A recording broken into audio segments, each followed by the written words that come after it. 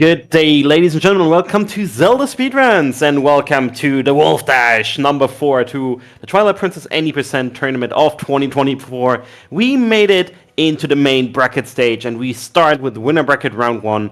Marco going up against the WaterproofTeabag. That's going to be an amazing match, and just as amazing, our two commentators for today, Jaquade and the Prince of None. Take it away. It's all yours. Hello. Hello. How's everybody doing?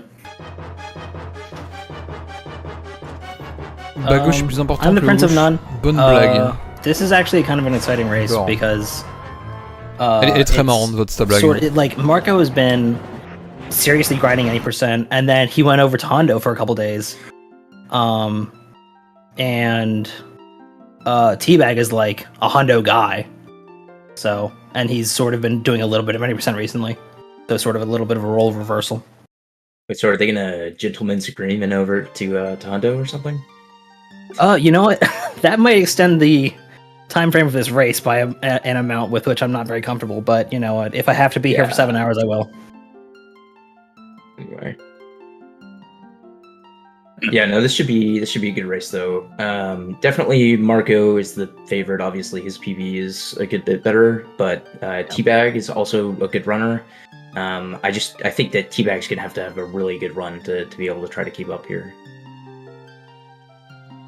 Teabag does have those like once in a blue moon like insane crazy runs though. Like he had a pretty good run the other day where he actually got a new PB. So I really like it. Obviously the edge is Marco's, but I think it's really anybody's race.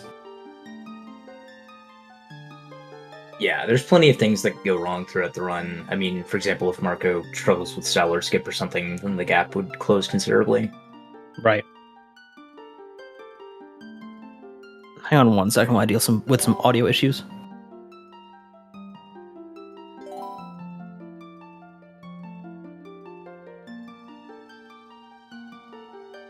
But yeah, as Tress was saying earlier, this is the main bracket now. We've gone through pools. The brackets have been split up into the main bracket and redemption brackets. This is the main bracket, and it's double elimination. So neither of these guys has lost yet. So nobody will be eliminated today. But obviously, you want to win this race. Otherwise, you get sent down to the losers bracket where you have no room for error. So it should be a fun competitive race.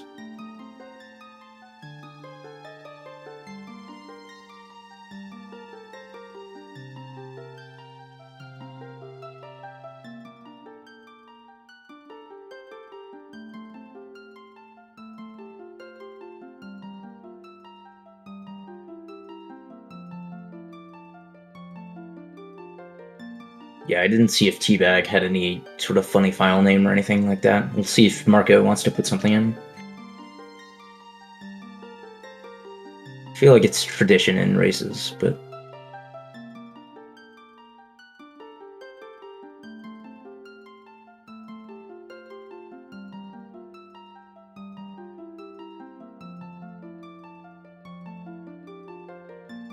Marco doing the classic, deleting all of the save files. As you do before starting a run.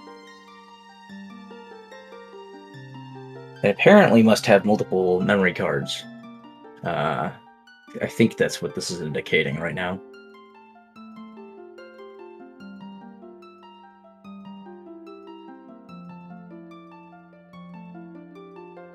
Yeah, this may be one of those memory cards that you can just click a button to swap between 8 different memory cards.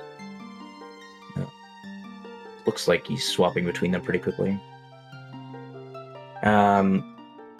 So to find the brackets, Madeline actually has a nice page that is, mostly up to date with a bunch of stats and all the brackets. I'm gonna link it here. Left of the backward slash key, nice. There's also, the official bracket is on Challenge itself. I think it's linked on that page as well.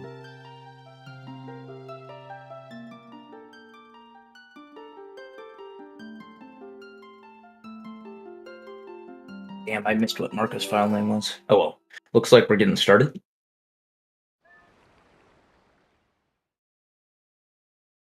So as anybody who has watched a certain number of TP runs knows, the first thing we're going to do here is go do back in time so that we can get a back in time save file and skip some stuff, set some flags. It's very nice. Get a free sword and everything. But first, to be able to void, to do that, we're going to have to get through this gate. So we go ahead and use this rock to clip through. It's a little bit RNG. I don't know if it's actually RNG, but it feels like RNG sometimes. So hopefully both of our runners will get it first try. Looks like they did. Yeah, not bad. Very nice. Both going for safety bit. Both got it. Nobody is losing 50 seconds at the start. Nice. Looks like both did not unplug as well. Yeah, that definitely looked fast. Does the Prince, rock have a you- name? The rock's name is Dwayne. Yeah, I was gonna ask if you knew. I was wondering if that rock was Dwayne or if the one for earliest Snow Peak was Dwayne. For earliest. Oh, that rock. I forgot that rock was a thing. I don't think that rock is named as of yet. Okay. Although Marco actually has Marco Rock, which is the other rock that works for Gateclip in that build in that sort of first area, which he used to get his world record back in 2022.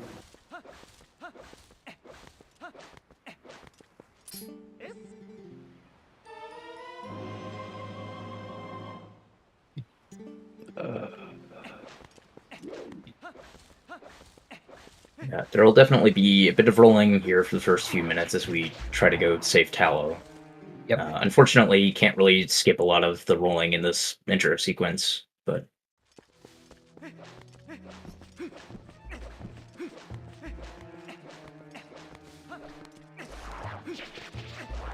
But for those who are fans of bakeries, this is a fun time. True. I don't think either of these runners will do the lag reduction strats in Farron either. Yeah, it looks like they're just going for the rolls. Yeah. How much time does that actually save, or does it just make the rolls easier? I mean, it probably saves some like tiny number of frames, right? Just by virtue of like not having as much lag. But it's mostly about the roll timing and making it a little bit easier to space them. Yeah, that's definitely true. Because the lag there, normally your rolls in non-laggy areas are like not very difficult to time because it's the same amount of time between them. But as soon as you insert lag, it throws all the timing off. Right. Or slopes, which Farron has a lot of. True.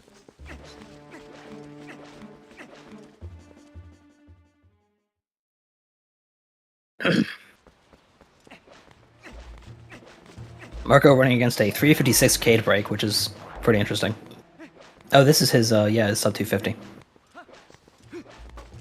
I keep forgetting that he has sub 250. It's so crazy.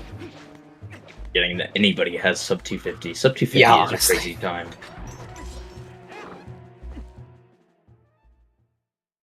Like, I'm out here struggling, like, can I even get sub 3 hours? And these guys are like 10 minutes faster than that. Tell me about it.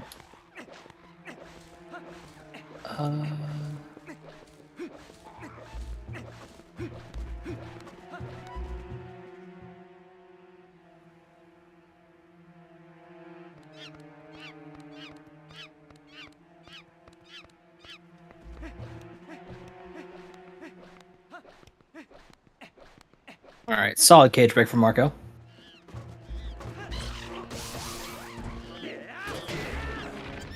That was almost insta break, but not quite for Teabag.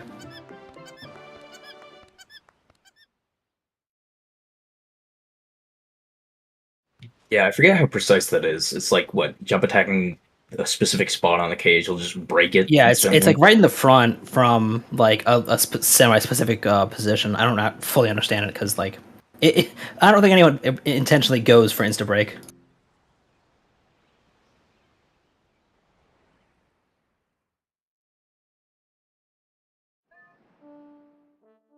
People do go for fast goats, so we'll see if anybody has pretty good goats here.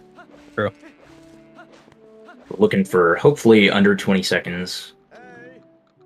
Yeah, sub 20 goats herded into the barn.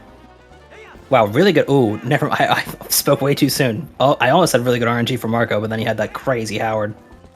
It was good for a bit there. Fairly easy to manage, though. Yeah. Oh, Teabag wow, this is... having to correct some. Yeah. But it looks like they're going to be about level coming out of it. Never mind, Teabag takes a slight edge, because Marco had a lot of shit to deal with there. 38 goats, that's far too many if you ask me. Yeah, both of them went to the right to start, which is a little bit faster than going to the left, but I think most people maybe find it a little bit harder. At least I find it harder. I literally did safe goats for the first time yesterday in my 2P1C. I've never done safe goats before that, and it's way easier. I'm kind of confused why more people don't do it. Gotta save those like 2 seconds. I guess, yeah. You definitely want to be squeezing every frame you can out of Iron Boot Split.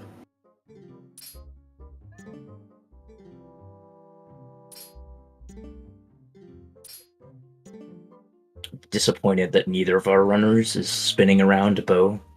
Yeah, honestly, kind of sad.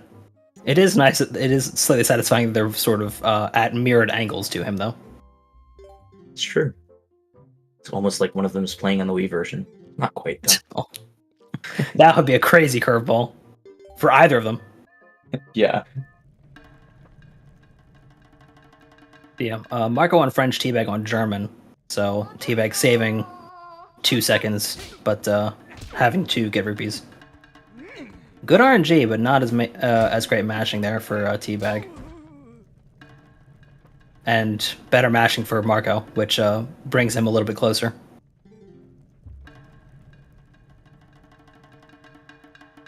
So we'll be past the swingy Iron Boot Split and into the run proper.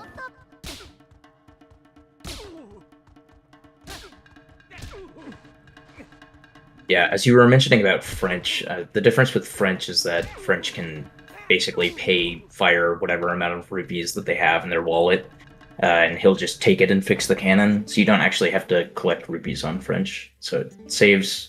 Well, it loses time overall, but you don't have to get the rupees, which is probably makes it a little bit more consistent. It definitely seems like I don't have a PAL copy, so I don't really know, but it seems like it would be kind of fun to run in French just so that you don't have to worry about rupees. Oh, door sink.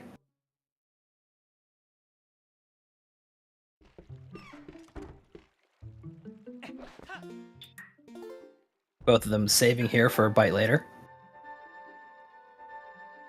Marco showing off. Making some Leary Date, and Marco saving to his Nouveau Journal. That's true. But Marco is showing off that he has multiple memory cards. Yes. Again, I don't know if that's multiple physical memory cards or if he has one of the things that like swaps between them. Both of them are allowed, but Yeah, I assume the latter. probably. God, they are so... It's so entertaining. I love this. Obviously, there will probably be Actually, it'll be really nice if they stay this close during sewers. That'll be so satisfying to watch. Is IB text on French faster? That's so cool. I didn't know that. You know what text isn't faster? Yellow fucking rupee. Takes an hour and a half.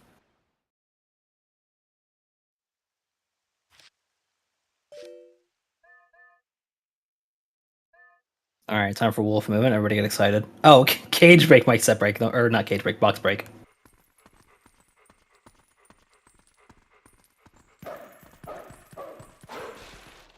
Oh, Both got so it, though. good to watch. In sync. Marco does have a single card. Okay, cool. Thank you for the insider info, Blinky. Never mind, not synced. Reset. Start the race again. God damn it.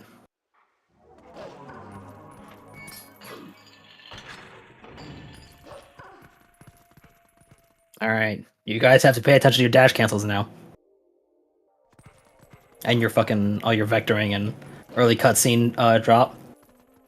Teabag misses it. So does Marco. Looks like neither of them really went for it. Wait, what are you supposed to do there? It's like you enter from a specific sort of position a little bit not... So you're all the way to the right, but a little bit not. And then you turn a little bit to the right. Interesting. I've always just done it that way, where you just like kind of stop holding forward as you fall off the ledge. Yeah. Marco taking a slightly better line.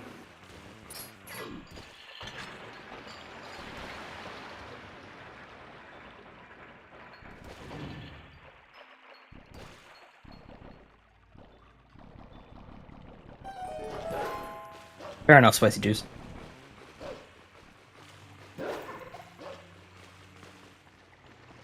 Alright, Midna TED is going to decide this race.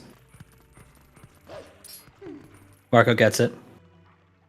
Look! Oh wow, Teabag did as well. I think Teabag didn't get a. Oh, did he not? It looked like he did. No. My fault. Yeah, so Marco's saving a little bit of time there. Yeah, like second and a half, 2 seconds. Oh my god.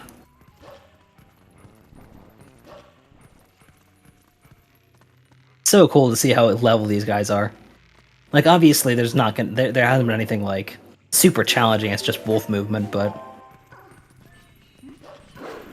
it goes to show how optimized this movement is and how practiced these guys are.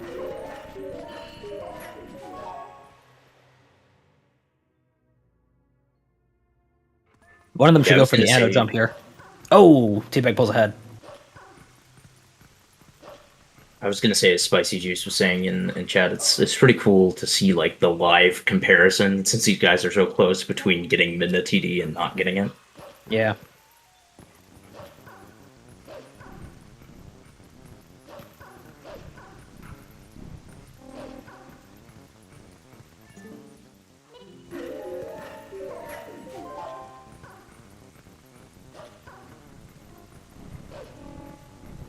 Yeah, Teabag getting that framer to skip Minda's text at the top of the tower, which saves him a good 2 or 3 seconds.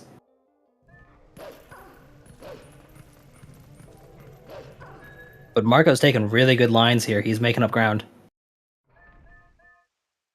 Yeah, it'll be interesting to see where Hugo spawns for both of them. It's slightly random. Yeah, Hugo spawning will affect the lead.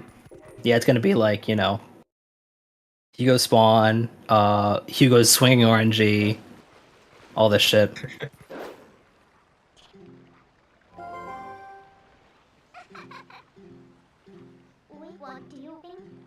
May even be Marco's faster text matching. Could be.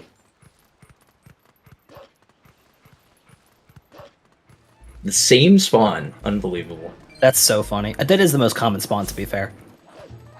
Yeah, fair. Yeah. Hi, Hugo. It is his birthday today. Anorak 1 party bowling. Wait, is it actually his birthday? I don't know, probably. Oh, okay. It's always his birthday. Yeah.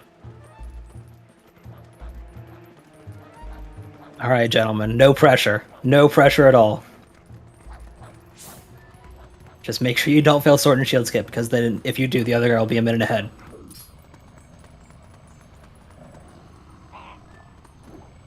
Oh, I getting slightly better RNG, but got a little bit scared of that first swing. Oh, he wants a better position. I think both of those would have worked. They would have, but Teabag he likes to slide a bit further. I think he maybe didn't warm up as well as he could have, and sort of forgot exactly where he wanted Hugo to be. The first couple positions were fine. The last one, Hugo he looked too far forward to me. He looked very far forward, but I mean, you might have been able to save that with a really good slide, but I couldn't tell you really. Yeah, that'll break the sink, and Marco pulls ahead. Yep. So Marco will be heading over to early Master Sword so that we can do a big sequence break and save a good chunk of time. Yeah, Marco can still get like really awful Jamal RNG or something. Yeah, I sort of doubt it. I do too, but it's possible. Maybe he'll go for the fast swing and get EMS off of fast swing. Has that ever been done, RTA? I think I want to say somebody has done it. I just don't really remember. It feels like a thing that Zach would do or something. Yeah, I don't know. It's been done, says Wolfgarden. There you go. Oh, never mind. No. Rough angle. Okay, this is a little bit rough, but you know. Hugo gives, and the good Hugo, he takes away. It's definitely not the start that Teabag wanted. No. Nice framer from Marco. See if he gets the next one there. Teabag getting a little discombobulated with where he's standing.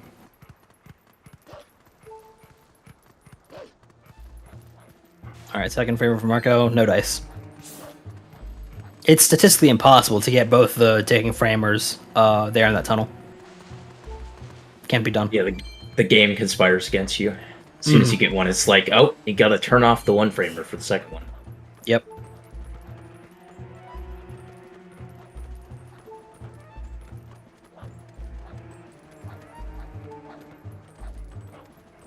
Marco looks like he forgot to get the vessel and kill the bugs. I don't know how he's going to get out of Fair and Twilight. I don't know, maybe if he, like, flies, he can just leave, you know? It would be very ungentlemanly if he had Moonjump on this whole time. It's true. God, Hugo, just be nice for 2 seconds. Okay, thank you. That's... Teabag does this trick very strangely. So, I mean, I definitely would not have gone for either of those swings, so I think that was right. I would have gone for the first one. I think the first one would have been kind of sketchy. It would have been sketch, but it could have worked. That looks good. Yeah. Yeah, there we go. Really waiting for that, like, extremely solid, predictable Hugo position. Yeah, I didn't see if Marco went for, like, the wrong direction EMS. I don't think he went for hyper having to EMS. try I again. think he just didn't like where Jamal was standing and tried to get him a little bit closer to the wall. Really tight angling there on that jump across the void, saving that little bit of time.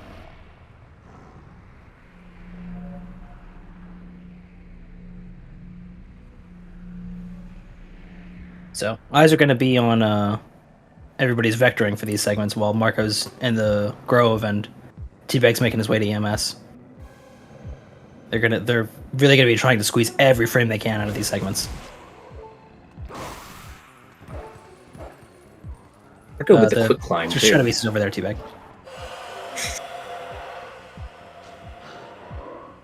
I just want to say that quick climb in Sacred Grove is like actually way more difficult than it looks. Quick climbs are one of those things that I just think are so dumb. Like, you can save the time, but it takes so much time to set them up.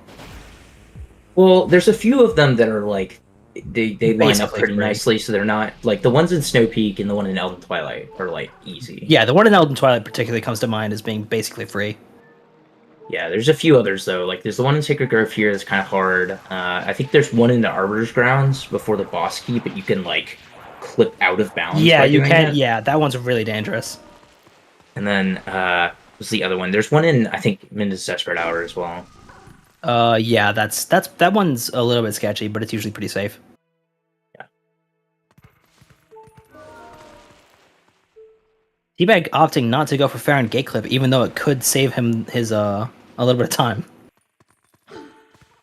How many people actually go for that? So you went for that. I think Simi goes for it, but like. Yeah, I like to go for it because it's just kind of fun.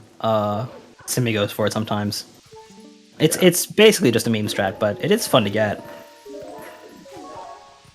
If we were TAS and could just like bonk and then immediately run through, that would be pretty fast. Yeah. I can't tell if Marco fell. He did not, unfortunate. Demon notably was the first to add Farron Gate Clip during his world record attempts back in 2023.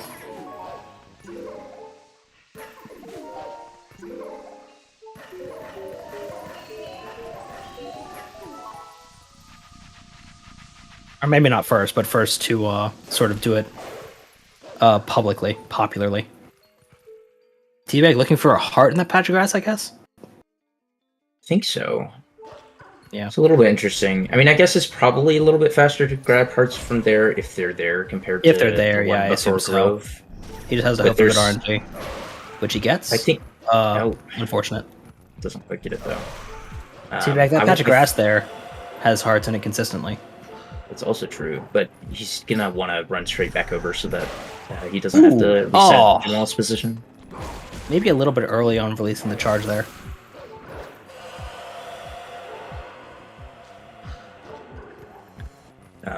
Yeah, I think there's guaranteed. So there's guaranteed hearts here, as you were mentioning. Yeah. I think there's also a couple right outside of Sacred Grove. I don't know if those are right of the consistent, but they are very common at the very least. So in that particular patch of grass, I've like always had 2 pop up, but That's maybe good, yeah. maybe it's not consistent. I don't know. I don't know. For the longest time, I was always told the patch of the grass with the Twilight Baba before Rupee Roll had consistent hearts, but that's not actually true. So I hesitate to say that something is 100% consistent if I don't know it to be true. Yeah, but it feels consistent at least. It feels very consistent. I agree with that. Yeah. Yeah. Anecdotally consistent. Right. Marco not getting a bunch of senses. I don't think Not he's going trying for it. any Doesn't of them. seem like. That's Yeah, no, he's that's not. just sad. Yeah. Wow, what a letdown. Not my streamer. It's like it's disrespecting TP tradition. Like, come on. So true. Yeah. There's He's a nothing else you fucking- can do during the puzzle. Like, come on. Well, he's you know, doing whatever it is he does. Probably speaking French.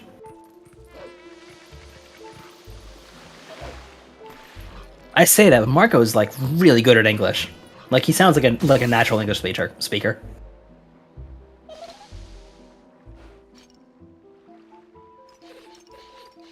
All right, so Marco enjoying the wonderful, amazing, unskippable Master Sword cutscene, while Teabag enjoys what is basically an unskippable cutscene that is running through Sacred Grove.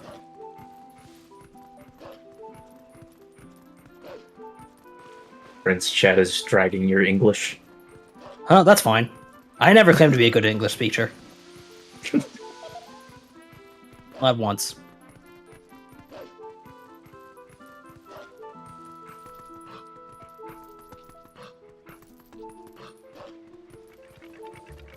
I wonder if probably the cutscene text probably doesn't matter language to language since it's inside a cutscene.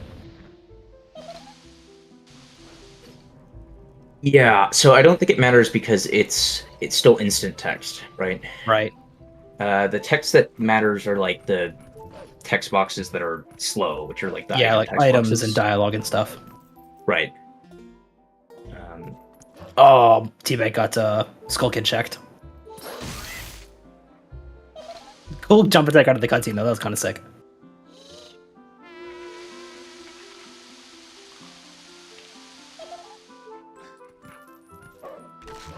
Picked up a skull Nice for swag. skull grab for the heart. Maybe Yeah, he's trying sure. to get the rupee. I don't know. Nice. I was honestly a little bit worried the dude was going to run too close to a Skull Kid and make him teleport. Luckily, that was not the case.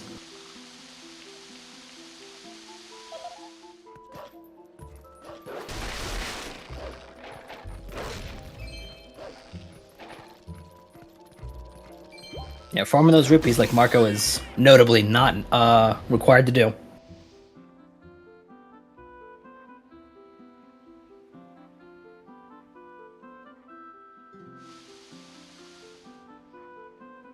Alright, Marco back on the trail out of that cutscene. Gonna be heading over to get his boomerang.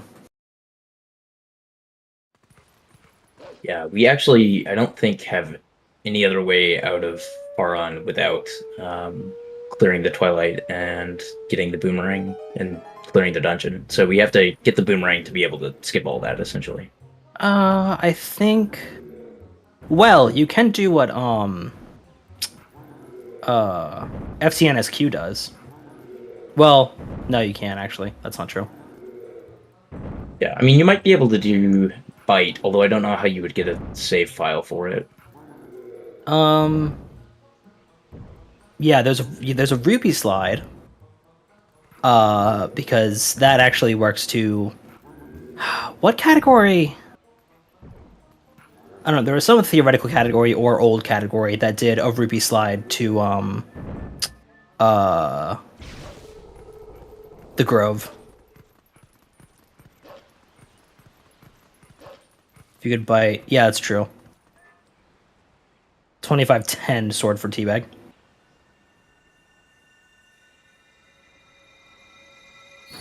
Oh, low percent, right. Yeah, right. Thank you. Pretty good Shadow Beast RNG there from Marco. Some of the time you'll get like Shadow Beast is really stuck to the wall.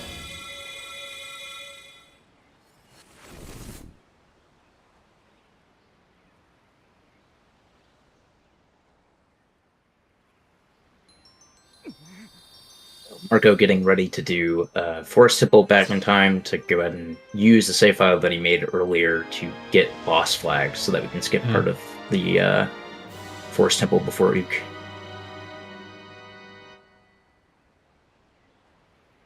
Like before, it's just a frame-perfect reset into a void. Is that angle... Yeah, that angle probably works. Yeah, I think so. It looked a little bit weird to me, but it's... I also don't have the most amazing sense of this trick. Get a rupee there? Get a rupee where? The answer is probably yes, if somebody got a rupee there, but...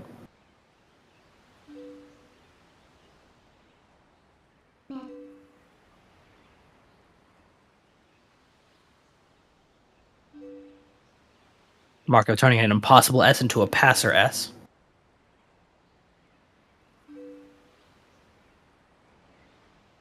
We're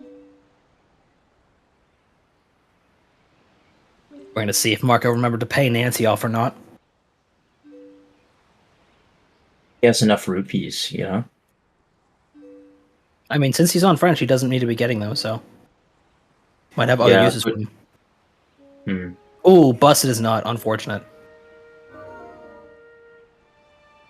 Do you think he'll do the wolf kill strat on this lower one? I think he'll get the other nut first. Okay.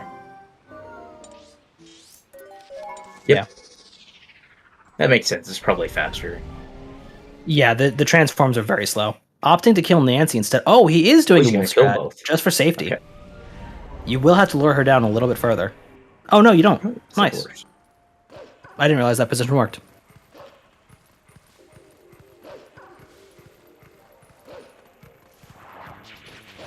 Alright, so Marco on his way.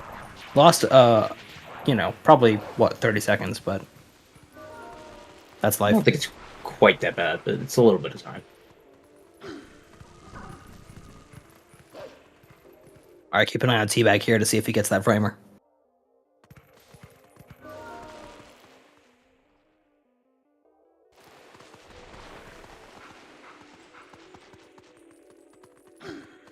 No such luck. Marco here has to remember to not void out to clear EBF because this is not a bite route. Very nice. Yeah, we do need boss flags for a little bit later as well in Lake Vet Temple.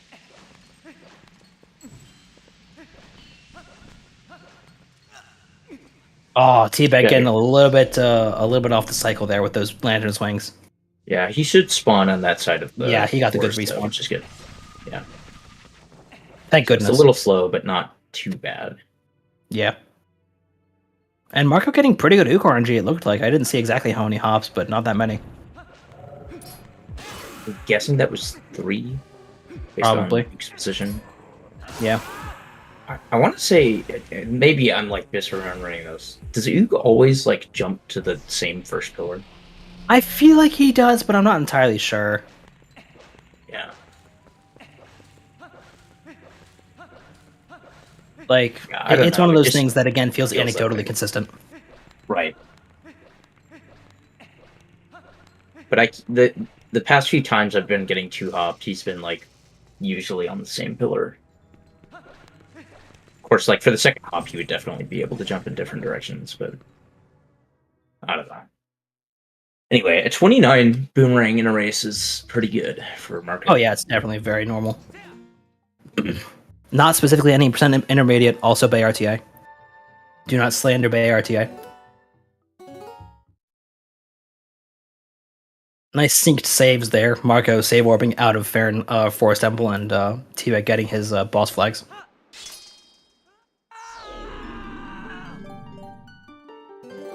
What does any percent intermediate have to clear the boss flags for like precisely? It does force bit, and then it does bite to cack. So you need to have boss fights cleared so you can do KB1. Oh, okay, I get it. Yeah, you're right. Yeah. Are they doing different routes? No, they are both. Well, I assume. Look at their splits. I can't tell exactly right now, but I assume they're both on ELH route. So actually, it looks kind of like Teabag splits are pillar clip, like Gorge pillar clip route. He's got claw shot. Oh yeah, he does have claw shot split. You're right. So he might be doing a pillar clip route while Marco is doing ELH, which optimally saves about 20 seconds over Gorge bombs. Oh, Marco did a little jump there when he hit the trigger. Yeah, he was visibly frustrated. I also do that. It's very frustrating. Twice. Oh no. Yeah, it sucks. It's really bad. Because sometimes you're just barely nudging the ESS on the stick, but he takes like a big step and then runs right into the trigger. Very frustrating. Yeah, I was a little surprised he didn't try to do the roll backflip back up there. I mean, it's not perfectly consistent, but a lot of times if you're pretty close, it'll work. Yeah, I still don't really understand that backup. I think it's a cross on a Zac thing, but I could never really figure it out. Yeah, sometimes it won't work. Like the second backflip will put you back in the trigger again, but other times it'll be like perfect position. Yeah, it's kind of it's just annoying because the mid text that's like, "Hey, idiot, you got to go kill Diababa." It sort of moves you to different places. Yeah. Depending on how exactly you fucked up. Marco approaching Gorge Void, which, if he fails Gorge Void and then Teabag gets it, would not change the lead, but it would give Teabag much better chances.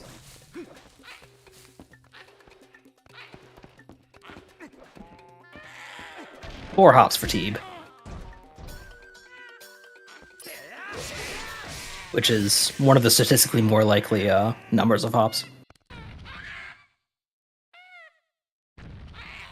Yeah, it's 2 hops minimum, and then I want to say, if I'm remembering correctly from the decomp, which I may not be, I think it's like 50% chance to end on each hop where you can end. Something like that, yeah. Yeah. 3 or 4 are the most likely numbers of hops, is what I know. Right. All right, Marco, good luck. Very nice. Yeah, getting his rag. So, did Marco like get up to just like put his face into his? Yeah, Marco gets up and stands right next to his monitor for the trick. That's amazing. I mean, if it works, he got it, so can't be that bad.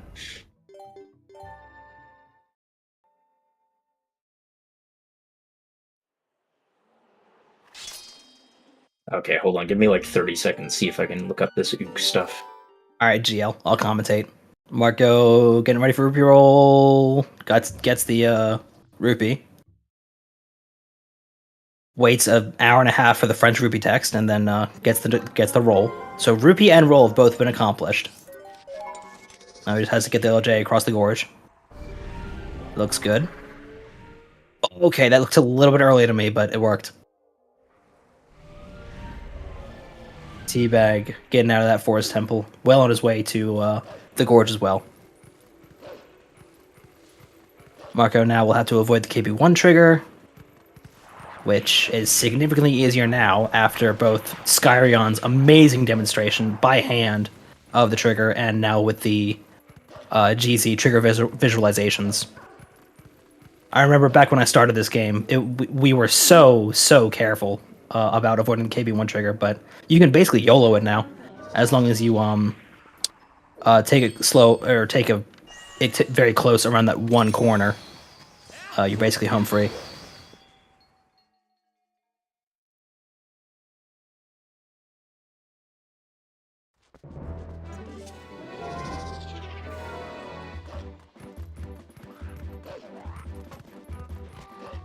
Alright, Teabag, well, on his way to skip the mailman, I assume, hopefully.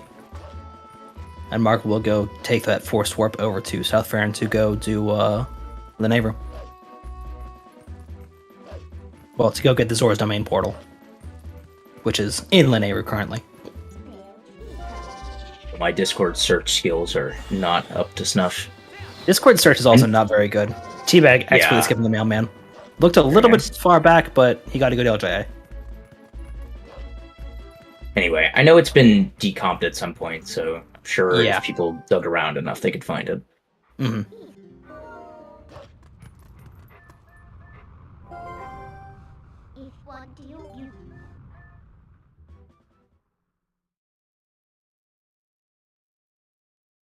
All right, Marco. Hopefully, we'll have better luck with Farron Escape this time.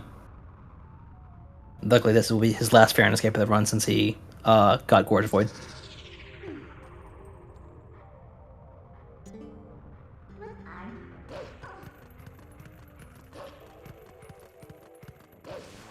Good C up transform. There you go. Oh, yeah.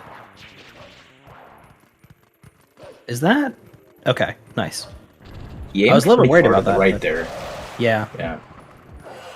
And Teabag, unfortunately, the Shadow Beasts were bunched up in a really weird way, so it looked like he had gotten all three of them in the target, but he hadn't. Good luck.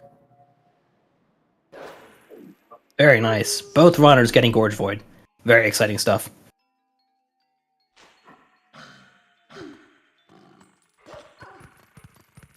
Marco not getting pooped on by the poop bird.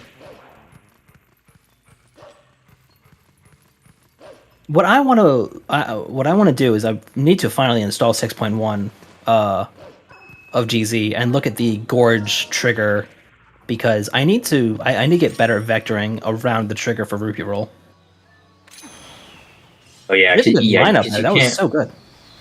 You can't go in a straight line because if you try to go through the flowers, you'll generally trigger the cutscene. But Yeah. I don't know how far outside the flowers you have to go. Right.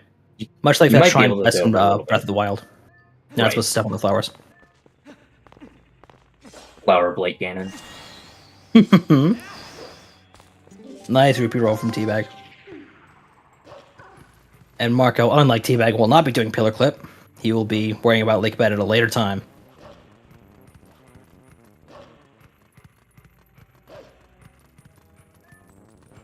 So, Marco has like a good, probably 2-minute-ish edge over Teabag, but the routes will not converge until like an hour from now.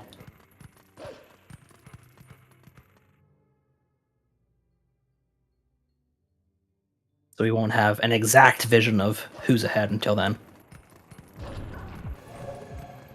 Marco opting not to do the Phenom manip and going for the old method of drowning the Karg Rider. For that slightly more consistent Karg pattern.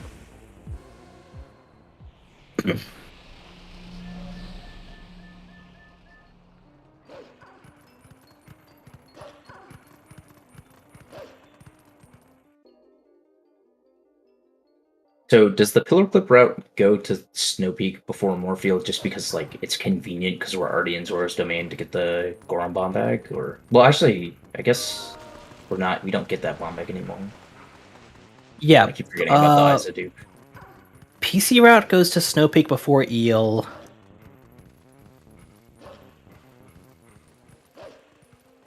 Because because okay. Uko. I it's was going to say slightly because faster to Uko, but get out. I'm not confident of that answer because I don't know the exact mechanics behind it. No, that makes sense but though. You need Uku because you get Claw Shot first. Yeah. And then you raise water. Marco did not miss Gorge Void.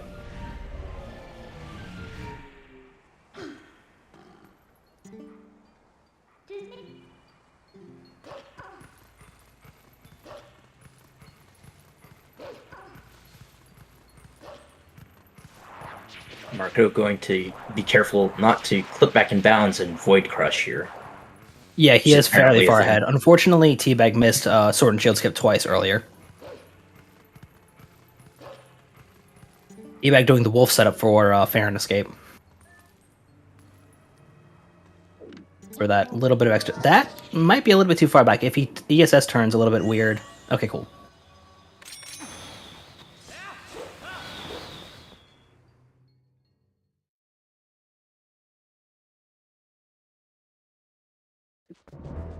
So now Teabag done with his last fair and escape and on the way to do Pillar Clip.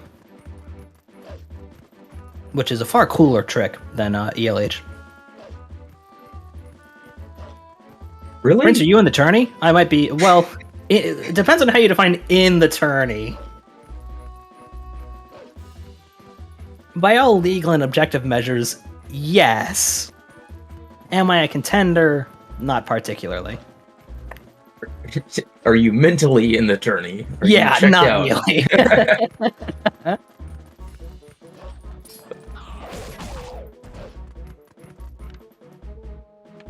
But please tell us more about how Pillar Clip is cooler than emptying an entire lake of water. Well, you see, ELH is kind of cringe because it's a little more annoying. And Pillar Clip is easy. I won't disagree with you there. I think once you get used to the bomb boost, it's probably not any harder than Yeah, just I doing actually- Pillar Clip. Joking aside, I did learn Nimzo's setup, which is insanely good, and it's pretty easy. Yeah. I just hold my own personal beef with ELH. So the one thing I will say about Cocorico. the one thing I was going to say about Pillar Clip is that I'm glad that I have not seen anybody in this tournament do Pillar Clip with the setup. Yeah, true. Like, the setup is just actively harder than just doing setup. Well, it makes the boots pumping harder, but actually clipping is a little bit easier in my opinion. Wow, that was a really good Pillar Clip. Holy shit! Yeah, that was fast. He could have made the list with that timing. I could never get the timing down on like pulling out the item wheel to be able to swim up into the correct spot with setup. It's always much easier to just kind of do setup list, go a little bit under the pillar, and just swim up. Yeah. Long time runner, short time ELH. Sure, Pillar Clip was so cool, but ELH is better. It is objectively better, Zach.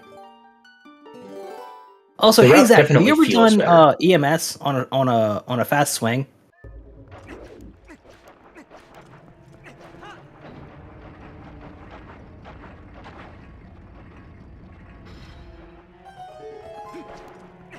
I don't think so. Damn. I thought it was you. I couldn't remember. Marco missing a tier slightly. Very annoying stuff. I've seen a few clips. You should post them. I haven't seen any. Like I feel like I've seen them, but I don't have a good memory.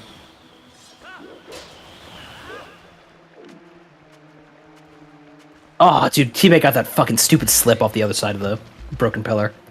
Hate that shit.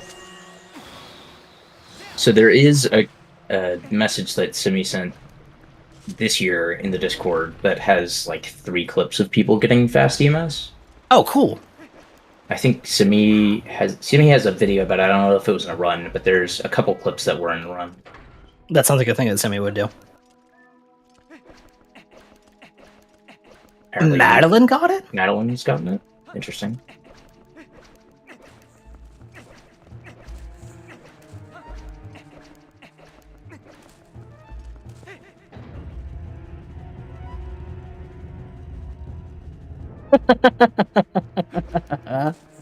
That's funny.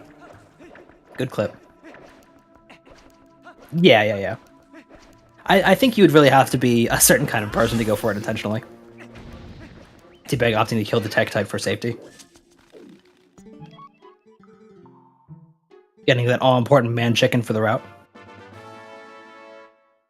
Is turning the bridge still faster if you're gonna kill the Tektite anyway, and then like line this up? That is a good question. Probably not, but I like to do it anyway. Don't pick up the pot. Good job.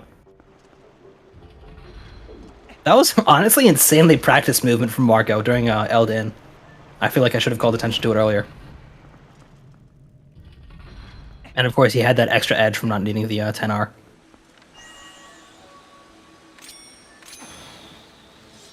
Hitting Tektite still faster paced. Yeah, it's a few seconds difference, so Yeah. at least as far as I remember. I remember when like that route change happened, and it was very annoying, like trying to learn how to do the stupid jump attack. Honestly, that was like I basically like learned when New Lake Bed was a thing, so I found it not super difficult because I didn't See, have so any you've other been around. You've been around for a while, but I'm ancient, so Yeah, exactly. I've been around for a little bit, but not nearly as long as you. yeah. Marco almost certainly opting for a Wolf Bomb House skip here. And Teabag going for the faster method of the take your turn 1 cycle. Yep. Going for Wolf Bomb House skip. Looks good. Yep. Nice.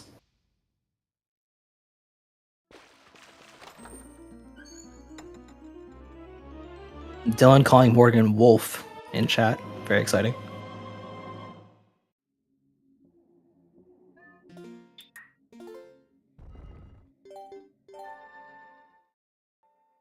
I'm a little more amused by like not putting the E at the end of Wolf. Well, the E is silent. That's true, but it's written. It's not pronounced, right? Good It's a point.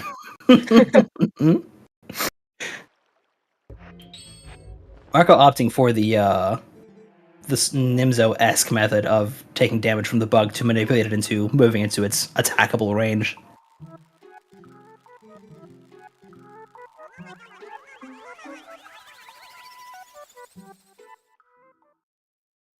Okay, good luck on the side up, Marco. Nice. Almost got Adam swag.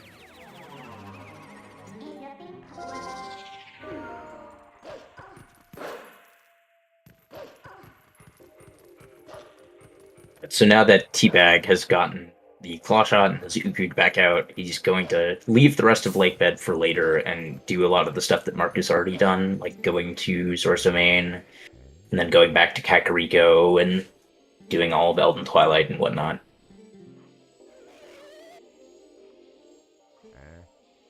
That's a monster. Or, sorry, Eingast. It's a customer, obviously. Oh, you're right, my fault. Marco doing a C up and then turn to line up for collecting the tier. I mean, I guess that's probably fast.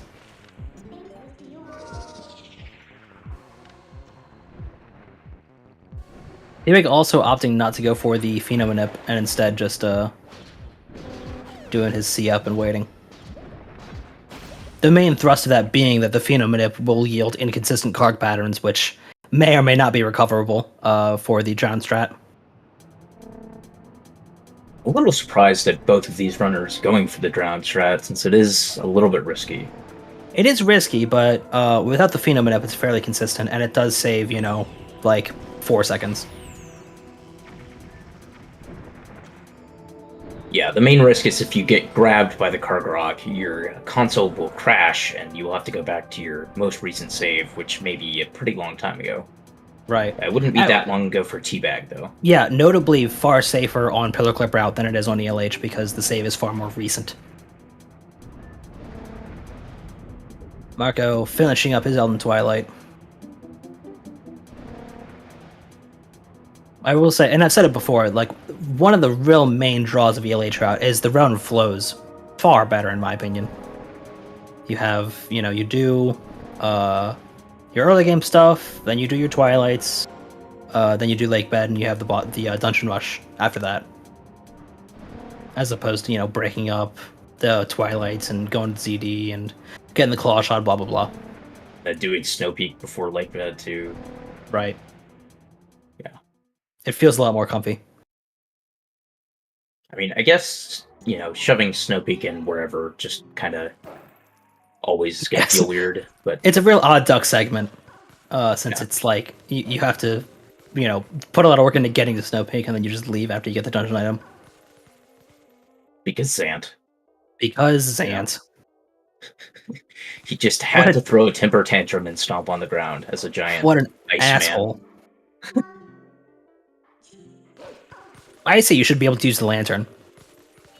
It's true. It's the ice phase. You gotta melt his foot. Like, it should work. Or like Iron Boots roll or something. I don't know. Ooh, that's an idea. Yeah, step on his toes. Yeah. Hey, AG Onuma, you want some ideas? Call us. Go ahead and patch a 20-year-old game. Yeah. Make it so that we don't need Well, the blockchain I'm anymore. sure they're working on TP2. Right. I'm certain true. of it. That's why they haven't ported TPHD over to the Switch. Yeah. I I don't was wanna actually just detract from talking about sales. the Squid and Skip earlier today, FX. Very cool stuff, but also, like, the most tax-only thing ever. Yes.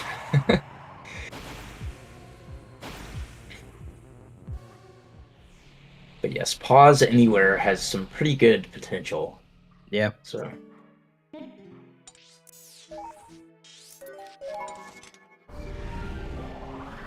Feedback, instead of warping to Cocorico, warps to Kakariko. wait, is it spelled Cocorico on French? It's I did make a Cocorico in joke French, earlier. yeah. Cocorico. Cocorico. Yeah, it's pretty funny. Yeah. That's nice. 51 vessel for Teabag.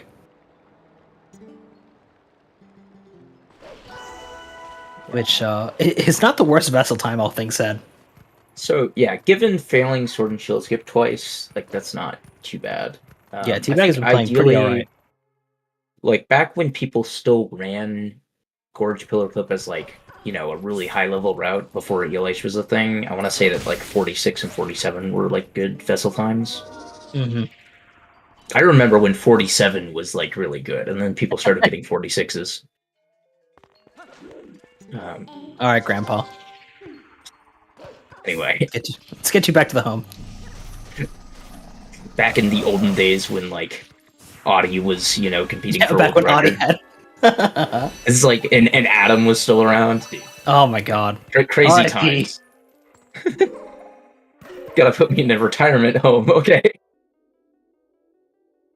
I hope Adam is living his best life. I mean, obviously he's, you know, living out in the mountains as a goat farmer. Yep.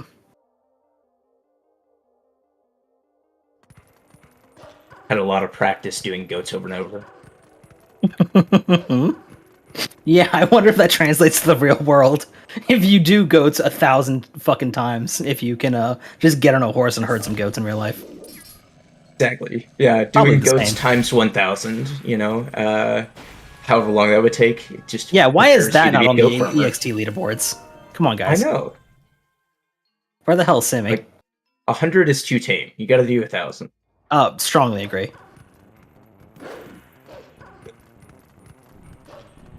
If you find him, yeah, you can herd his goats and he gives you a heart piece. This is actually just fought him.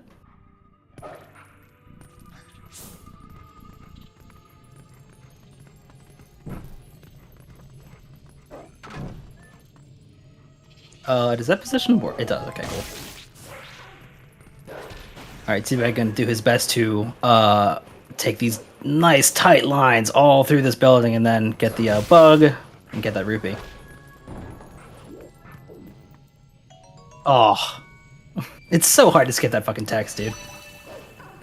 Yeah, unfortunately on Pillar Clip Route, because you save warp, you don't still have the text from Rupee Roll, but on ELH, it's another perk of ELH that you still, unless you had to like save warp for something, I don't know Yeah. for what reason, then you would still have the text there.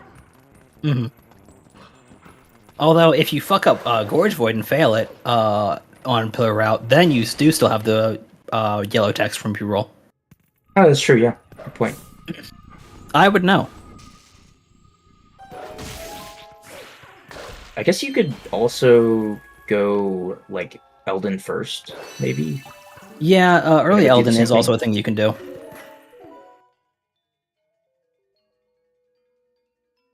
But that only saves, like, what, a couple frames of menuing? Or, like, half an equip, something like that. Yeah, I think it's like half an equip on. Although I don't remember. It varies depending on whether or not you do Wolfbomb House Skip, is what I thought. Right. Exactly. It's about like equipping the boomerang. I think. Something like that.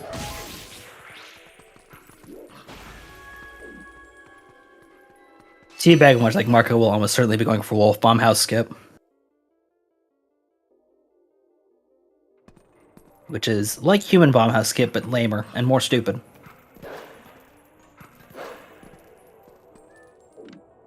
Looks alright. It might not be I would take like 1/2 step back again, but that worked just fine.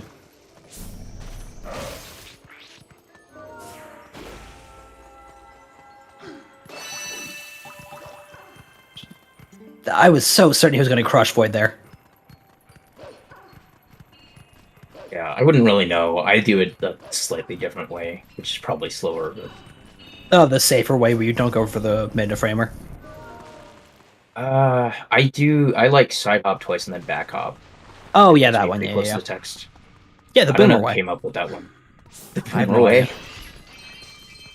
I know I got that from somebody. I just don't remember who. It was probably what the hell is his name? Jano? Fuck is his name? I don't even remember.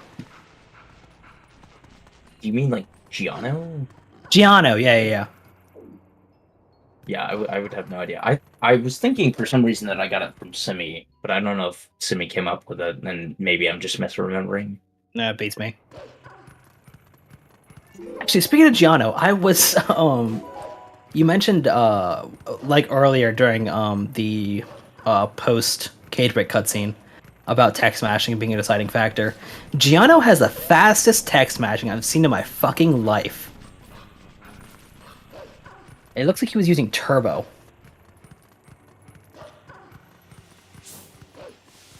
Marco got that thing where you hit the bug, but it goes back up. Probably doesn't lose any time, but it is kind of annoying.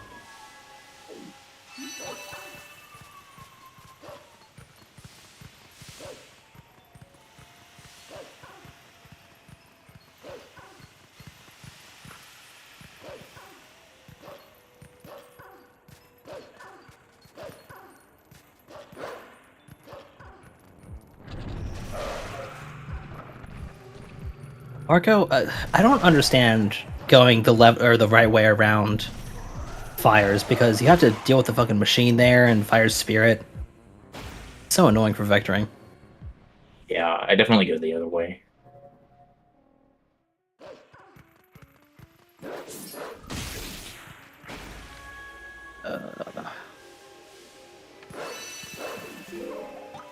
Fairly good Elden Twilight here for Teabag.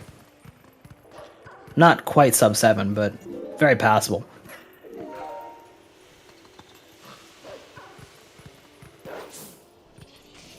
Yeah, the real question is if Teabag splits on tier collection or fade out.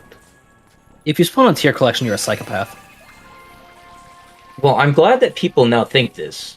Also, it was sub 7. But Or he just won't split at all. You know? Up to him, really. Fair. He splits on that fade out? Ew. Gross, I've dude. never seen anybody split there. That's but, horrible.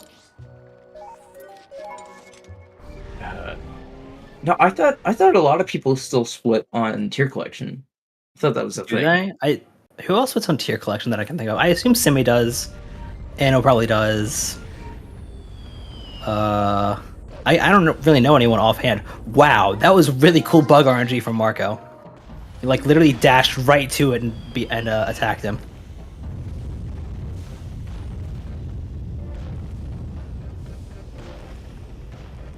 Yeah, the real question, as Zach would ask, is if anybody splits on the 7th ladder rung in the ladder in Lake Hylia up to Aru. I assume Anno does. I don't think he does. He's I've on every suggested rung. that he do it. Oh my Yeah. god. Should do the same thing for ladder freeze art cancel. Yeah, totally. And then you gotta undo the splits if you like mess it up. If you fail it, yeah. You have to undo Right. like 24 splits.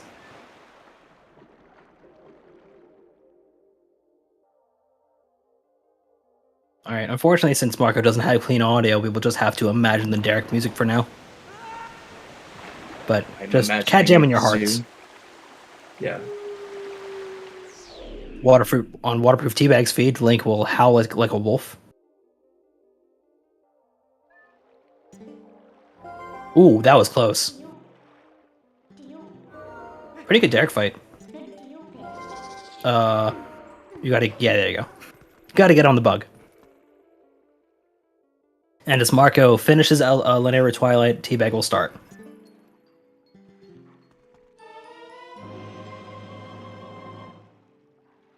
And again, this is not a very accurate impression of who's leading in this race, but given the route differences, but Marco maintains a decent lead.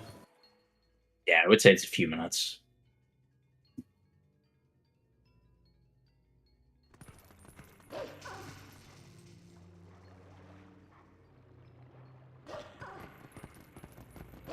Okay, I'm kind of curious to watch Teabag here to see how he manipulates this bug. Goes for that, and then a little bit of a nudge. Very good pushing, actually. People say Boko pushing is bad, me included, but bug pushing is really bad. Tiny little hitbox.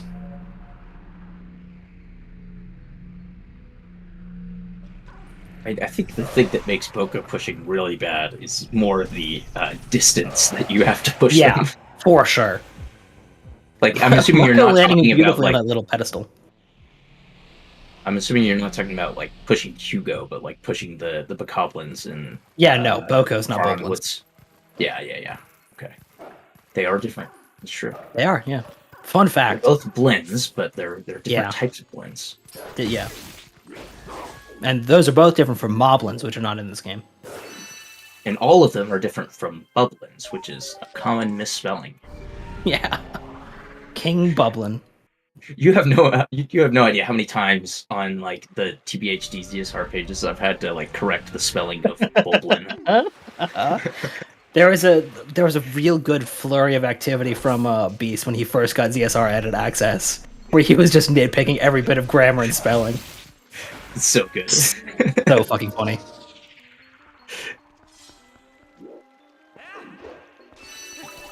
Wow, okay, that was a scam, Teabag. You should have gotten the tier by all rights.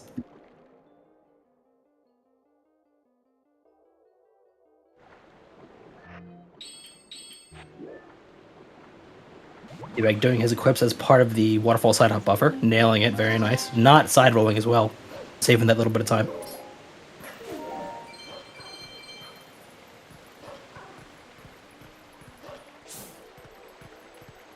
You do have to be careful with that though, because if you don't like change your angle slightly after landing and then transform into wolf, you'll just like fall. Yeah, you just drop right off. Yep. Speaking from experience here. Pensive. Ooh. God, the bugs were almost lined up for a double. Still pretty fast. Yeah. Absolutely very tolerable lily pad bugs all told. And this is lined up very well, so he can jump over there. I saw Nimzo doing attempts earlier, and he does a really cool tiny optimization for Yalis, which is Marco is at right now, where he charges the second spin on the Shadow Beast, just like this, towards the other Shadow Beast, just for that tiny little bit of extra movement. Really cool.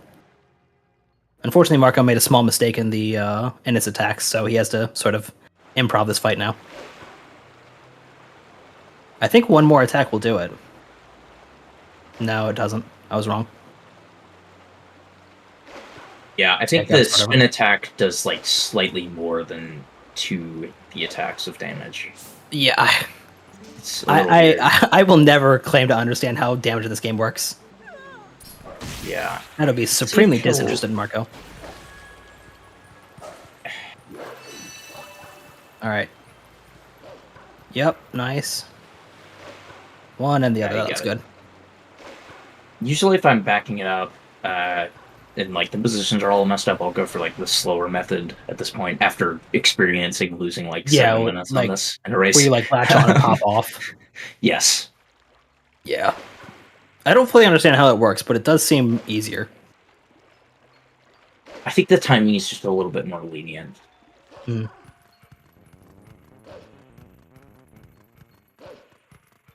Oh no, Marco warped back to Upper Zora's River after getting the Lent bag. What a terrible mistake. Really? This is going to lose so much time.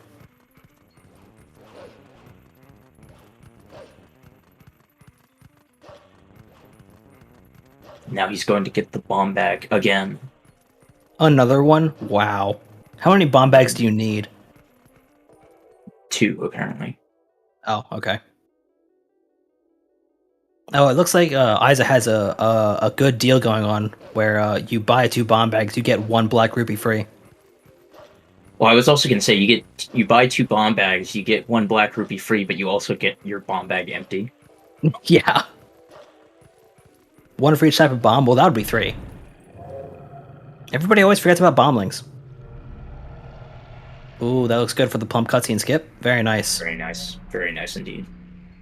I don't know how tight that is, but it does look tight. Yeah, I think the A press after climbing on the ledge is not that bad. I'm pretty sure you can smash for it. But the movement around can be a little bit annoying, in my personal experience at least. Nice ISO 1 skip. No, there's no point at which bomblings are required for anything, I don't think so. But they are oft forgotten. Yeah, why would you not want bomb chews? No. Not bomb shoes, bomblings. These have legs. No, well, I know, but they essentially function like bomb chews. Oh, no, they're identical, but... yeah, they have legs. They're little creepy bugs. I think that they like kind of just slide on the ground when you use them, though. I don't remember if they actually use their legs. No, they skitter. They have a little animation. Oh, do they? Yeah. Okay. Bomb chews are useful, yeah. They have a couple of required uses. I think... Or maybe not Aren't an they- Ood, but they do an MM. Yeah, I was gonna say, I think they're a thing in MM as well. Nice enter like highly there for Marco. That's true, bomblings can't climb up walls. They just go straight until they hit a wall. Yeah, there's also Marco no saving those bumbling couple bowling. frames from swapping his mem card.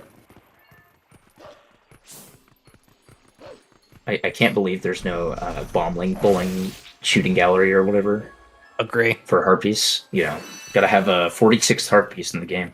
Mm-hmm. I love bugs. You would be really good friends with a character in this game called Agatha. She's also she a bug kinda- enthusiast. She kind of obsesses over them. A little bit, yeah. If you, I hear if you try to leave her place without giving her a bug that you have, she says that she knows you have bugs. Yeah. R.I.P. Icky Hibbs route for Hundo. It was almost fast.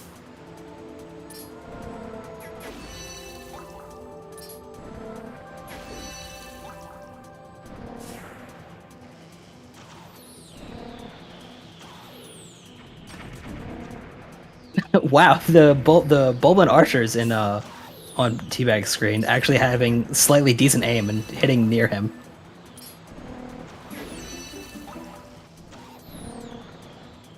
Yeah, it's pretty hard to bonk Barely on got that the there. bonk. Yeah, if you like kind of angle up right before dashing again, it makes it a lot easier. Yeah.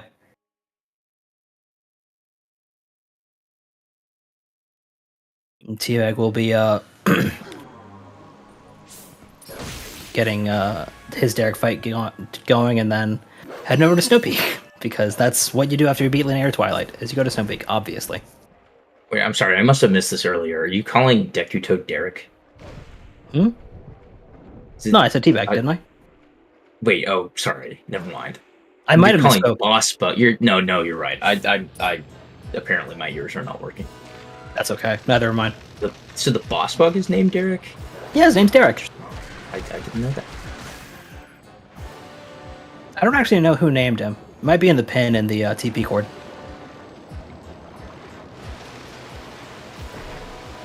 Marco. Oh, he gets the zero cycle. Very nice. Well, he got the bomb trick. Let's see if he gets the actual slashes. Very nice. Very, very nice.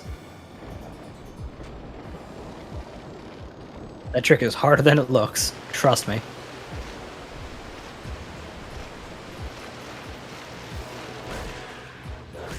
Because it's the intro weapon, Morgan. What do you mean? Yeah, you need the slingshot in order to be able to shoot the Dekubabas on the way over to Forest Temple, and the spiders in Forest Temple. Obviously. The actual reason being because Ocarina of Time. Because this game is just Oot 2.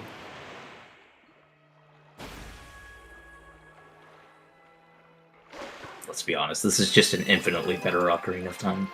Yep.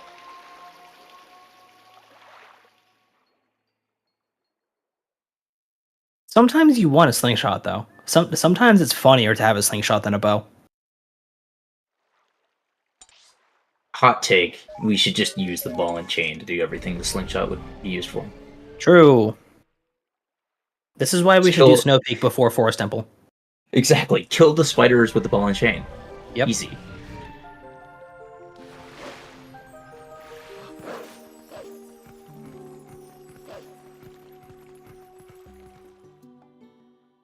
Marco doing the beautiful one-trip lake bed, which is allowed by the ELA trout. Slingshotting Xant's toes to skip ball and chain. That would be, Alex that would be a Brain. fun one. Has anyone tried it? I have not. Maybe we've been sitting on BNC skip this whole time. All it requires is losing a bunch of time by not doing back in time. Yeah, exactly. That would suck. It would That save would be time such versus a going to TP Snow Peak, thing. though. I guarantee it would save time versus Snow Peak. So you have to do the whole 5 minutes of intro, and then you Yep. wouldn't have opponent tamed, which Oh, you wouldn't have matters opponent for team, ball that's and true. chain. For Iron Boots. That would make Boku pushing optimal. No, so if you had the slingshot though, you wouldn't push the Bokos. You would kill them with the slingshot. You would push the Bokos before Slingshot, though. Wait, what? Really? Mhm. Yeah.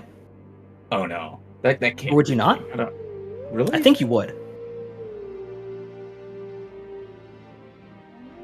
I thought you had to get the. I don't know.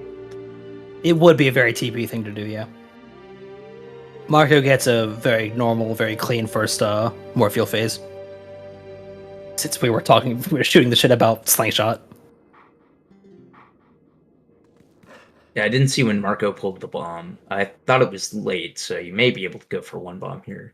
It was pretty good. So yeah, he has one bomb pull, or at the very least. Yeah. But far more important for one bomb is Morpheal's position. Right. Yeah. Ideally, Morpheal will just move right underneath him. Although, I don't even know if he's going for it. This you could force one bomb for this. Yeah, you could make this work. I don't know if you will. We'll see. I was a little surprised that he didn't put on Iron Boots at all. Like, He's going for it. No, he's not. No, it's not. I think that's the right decision in a race like this. But still a little unfortunate because it would have been nice to see.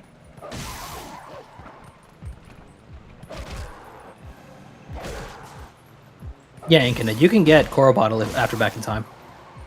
Oh, Marco had a... It's so annoying when she notices you from so far away. Because, like, it feels so slow to, like, swim towards her before you claw shot. Yeah, I didn't see exactly what happened there. I mean, I'm going to trust his judgment that he couldn't have gotten over there in time, but Yeah. usually I just... This, swim over a again, little same bit. thing. Okay, that works, though. Yeah, you can be, like, relatively far away and still claw shot, which is nice. Oh, yeah, totally. Nice remembering to equip the lantern. Mm-hmm. Oh, the lantern on a Y, so points deducted.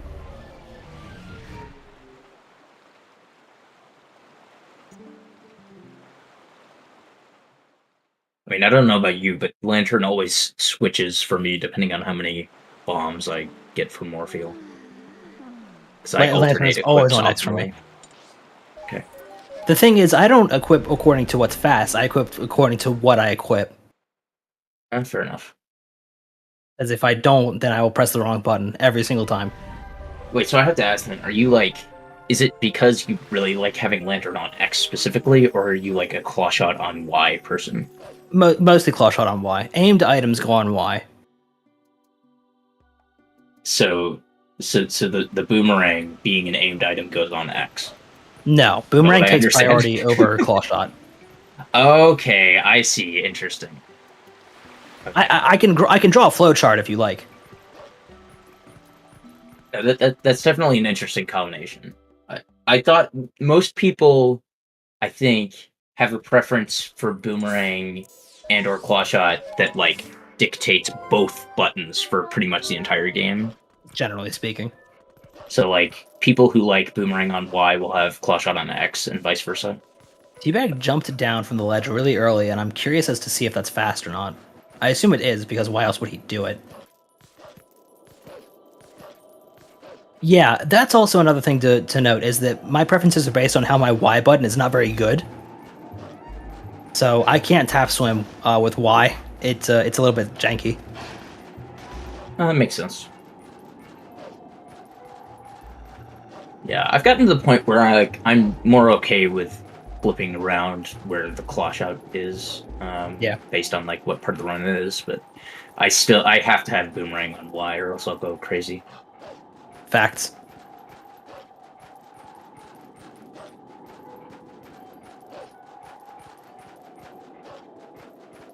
All right. Well, it will look like Teabag is ahead for a little while because I believe that they'll both be in Snow Peak for a little bit.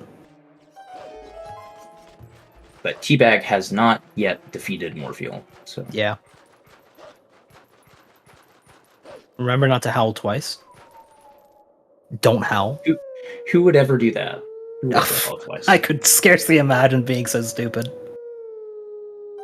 Gotta get the shield attack, you know? Yep.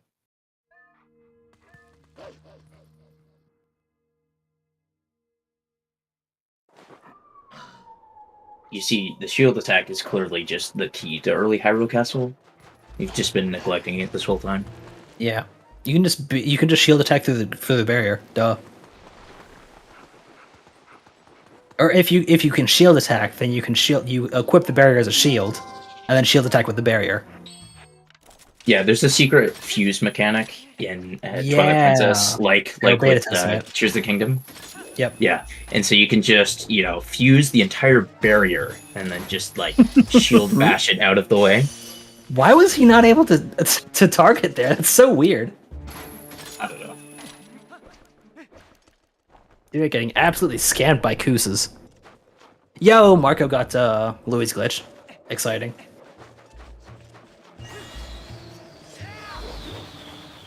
I have never gotten this in my life. I used to get it like really consistently, and then I stopped, and I haven't gotten it since like 2023.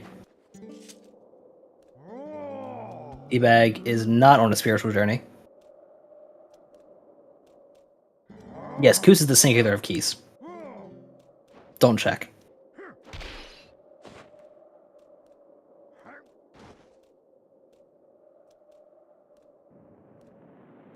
Another thing about Louise glitches, which is kind of entertaining, is the first few times that I got it, I had no idea which direction to run out of the cutscene. So I basically lost any time that the glitch saved by not knowing where to go.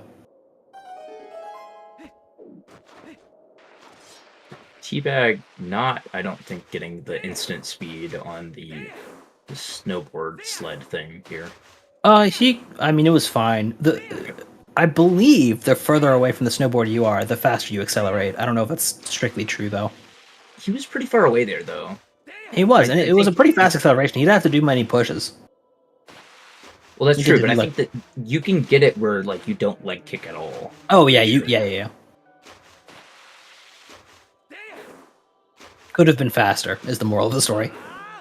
Yeah, Zach has been asking about that, so I've been like looking at when people do it and paying attention to try to figure it out. But yeah, it's kind of weird.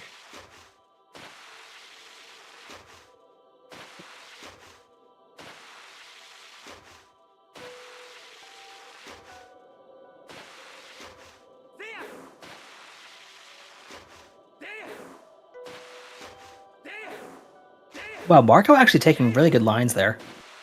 Well, yeah.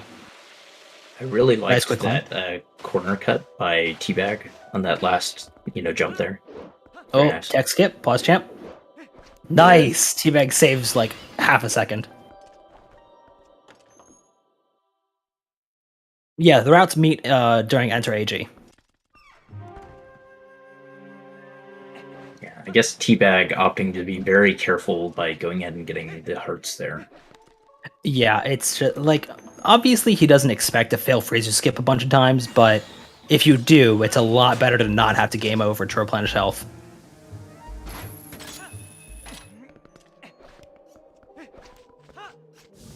Very nice floor clip. Nice floor clip, yeah. Yeah, so I guess Teabag will be going for ladder freeze art cancel rather than ice clip. Yeah, which is slightly faster, but it is frame perfect.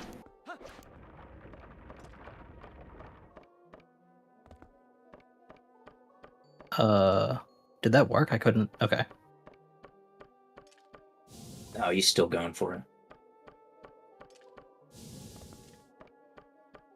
So this is the downside of LFC. There we go. You got it that time. Yep. This is like what, Fitzroy? Yeah, ish. Assuming he doesn't fail the second drop, which, you know, yeah. He got it. Yeah. We're good. That probably even with a fairly slow ice wall clip, or getting frozen by a mini freezer.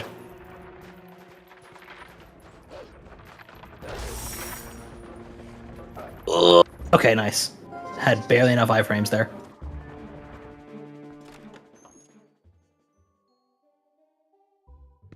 Yeah, that's one of the big merits of LFC, is that you know basically instantly exactly how you failed it.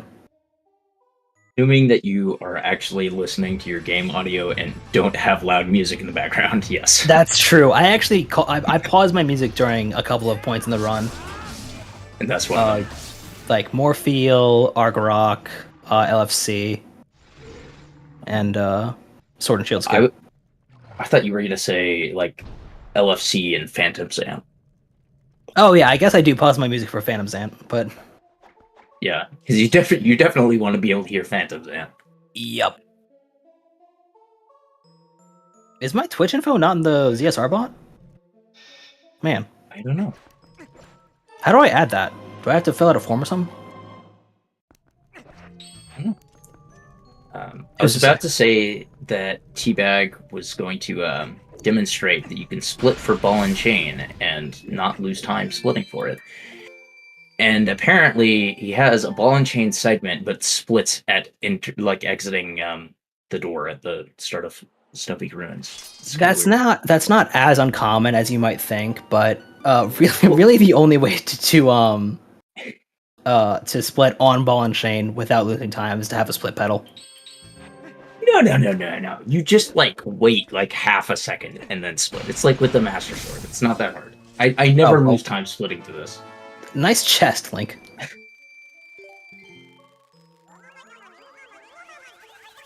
Well, but Damja, what I was thinking is, it's misleading to call it ball and chain. Yeah, exactly. So you could call it Snow Peak Ruins or exit Snow Peak or something. Yeah, something like that.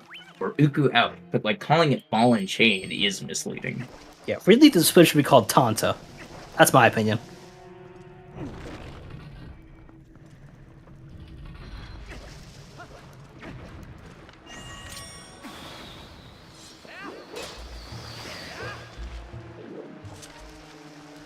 Alright, so Marco on his way to Snow Peak, Teabag done with Snow Peak, nice side hop. Empties his bomb bag in this waterfall. Yeah, there you go.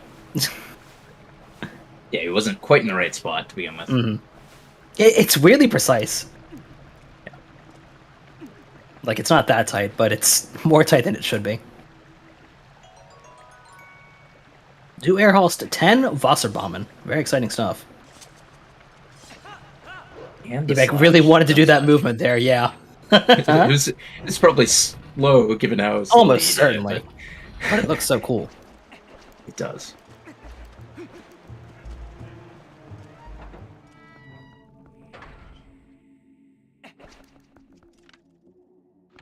Teabag being extremely careful lining up that jump down because it may come as a shock, but jumping down the wrong way loses a fuckload of time. If you land on the bridge, still, it's not as bad. Not that's true. bad. Yeah. If you land in the water, that's a reset. So you have the claw shot, so it's not maybe quite as bad as it could be. I don't know. If I land in the water, I'm I'm fighting for my life to not reset.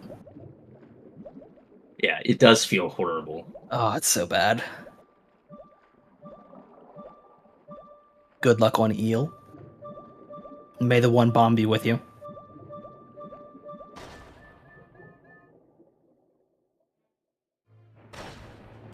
Marco, remember not to howl twice. I'll be interested to see how risky Teabag wants to play a bunch of things in this run, given that he's like definitely a few minutes behind. Yeah, I'm also kind of curious about that. That's Like, I such a was great sort of- question, Roan. I'm so fucking glad you asked. Marco is running on French, which, due to a recent discovery about Fire's dialogue, allows you to repair the cannon without collecting 300 rupees. Fire's dialogue, not the dialogue where he initially asks you if he can repair the cannon, but if you say no and then ask him again, that specific bit of dialogue is missing a flag in the code that requires a decision input, basically. And what that does is it skips checking for 300 rupees in your inventory and just clears out whatever rupees you have, and you can repair the cannon. Yep, specific to PAL French.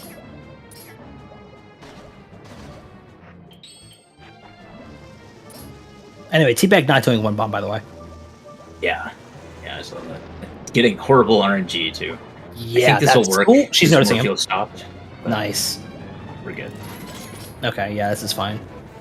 This looks like a good swimming pattern. I think he'll be able to get a regrab pretty easy. Yeah.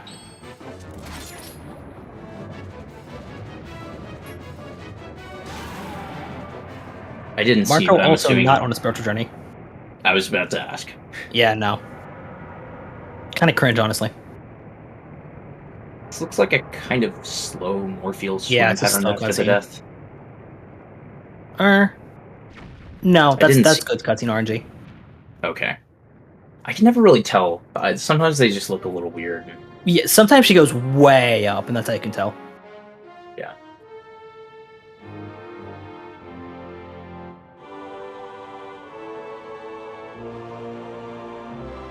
Anyway,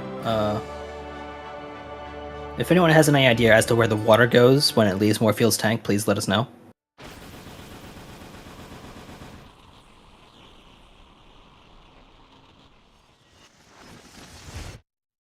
See how many spins Marco gets on the way down from this big ledge.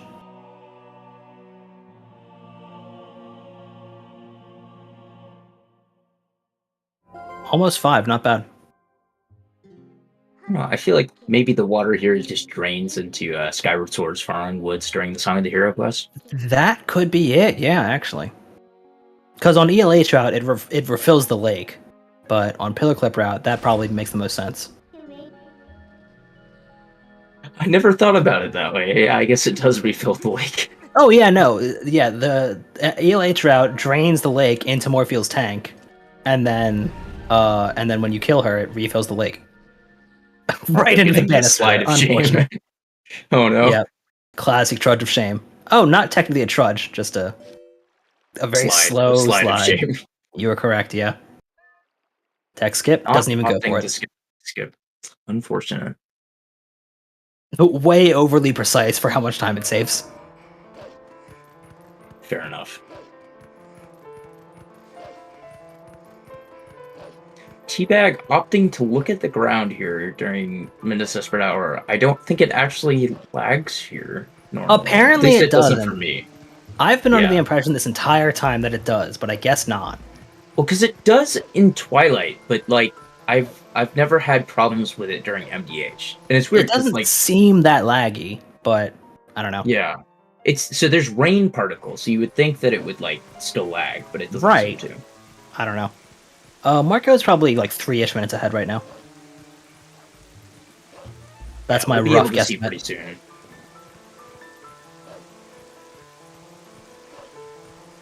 I'm a little bit late. Yeah, it might That be worked. more No, it than didn't. 3 I lied. minutes. So, because like Teabag has like 5 minutes until the end of a little under 5 minutes until the end of Minutes Desperate Hour, then has to get the hidden skill still, right? Yeah. Alright. Marco So- having a very similar LFC. a minute and a half. So let's see. So it's probably like a 5-minute gap, 5, okay. maybe a little less. I'm not entirely It's sure. just quick math. I may be off, but we'll see whenever they get to like the desert. Much friendlier freezer skip there for Marco. Teabag missing Louise glitch, so probably should reset now. Exactly.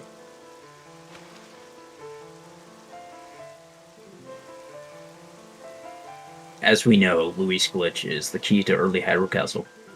Marco just like staring Dark Hammer down. I didn't know he does the fight like that. It's very funny.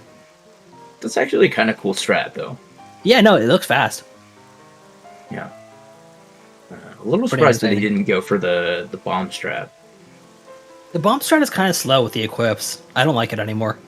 So, I've heard that it still saves like a second if you do the equip like quickly and don't, hesitate on the jump spin after Sure. the bomb. I would definitely believe that, but I'm also bad at equips, so... Personally, I think it like makes. Oh no, Teabag was going for ropes. That was very late. Yeah. Personally, I think the movement around Dark Hammer when you drop a bomb is kind of easier to time. That's fair. I don't disagree, but I kind of time it with pulling my sword nowadays. Yeah.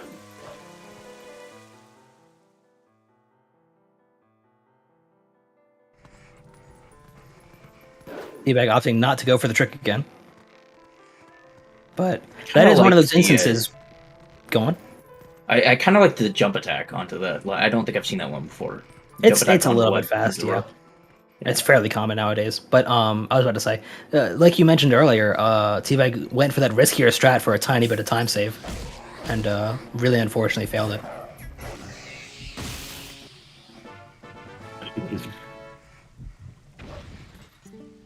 Yeah, I agree with FX. It's like, what is it, like 30 seconds or something Probably for something getting on caught that by the order. Goron, usually? I mean, it's a little I would put it ridiculous. closer to 20, but I'm also... That's just a spitball. Yeah, maybe. I don't know. It feels like very punishing. Yeah. It feels a lot worse than it is. I will testify to that.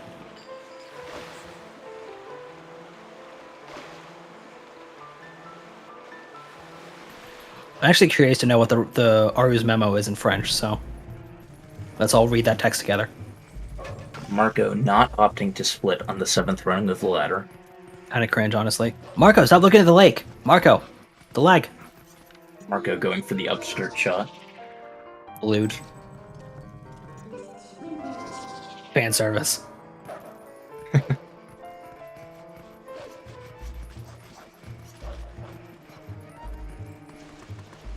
Note de Note. l'Afro. Or Nice. whatever. Interesting. Marco the equips. Oh, okay. He does the equips later. Nice spin, Teabag. That was kind of cool. Probably a little bit faster than jump attacking, since there's less end lag.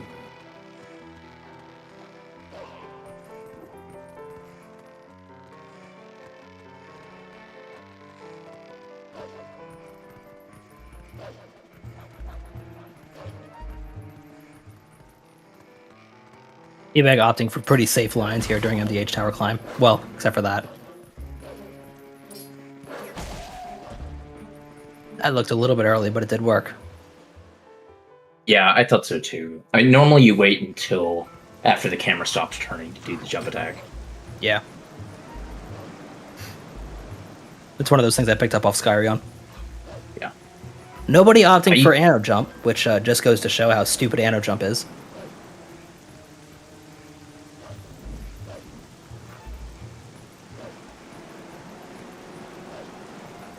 That looks pretty good.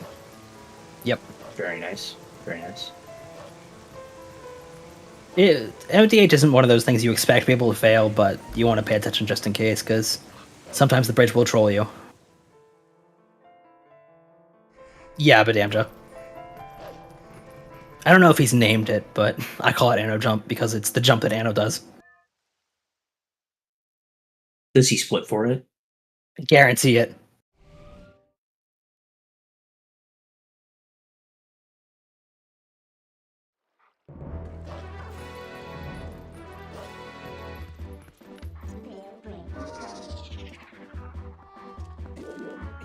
Okay, cool. So, yeah. So it's less than 30 seconds. Yeah. So there you go. I think the rest of the segment was mostly fine. So it's probably closer to 25-ish, maybe. Yeah. Somewhere around there. I could pick at the vectoring a little bit, but it's not like I could do any better. Yeah. Well, I mean, I don't know how like optimized this gold is either. I assume it's well. I guess these are his 90% splits, so I'm not sure. Yeah. But yeah, Marco had a really good wolf clip there. It was like actually shockingly fast, which just goes to show how practiced he is with like controlling wolf. Does Hundo do MDH differently? No, it's identical. But I'm just saying that this set of splits is at any percent.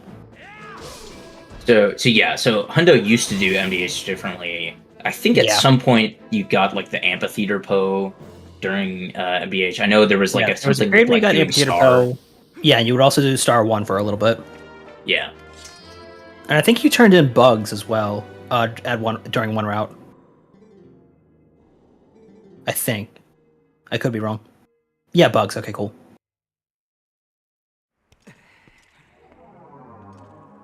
Teabag luckily did not forget ending blow.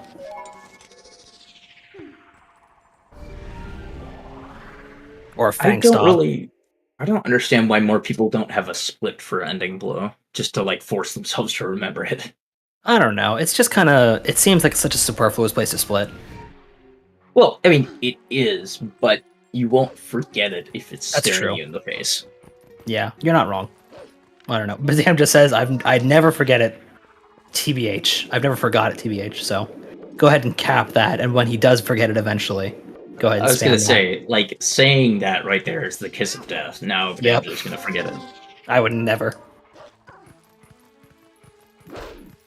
Be an MDH. I mean, I guess that's an option.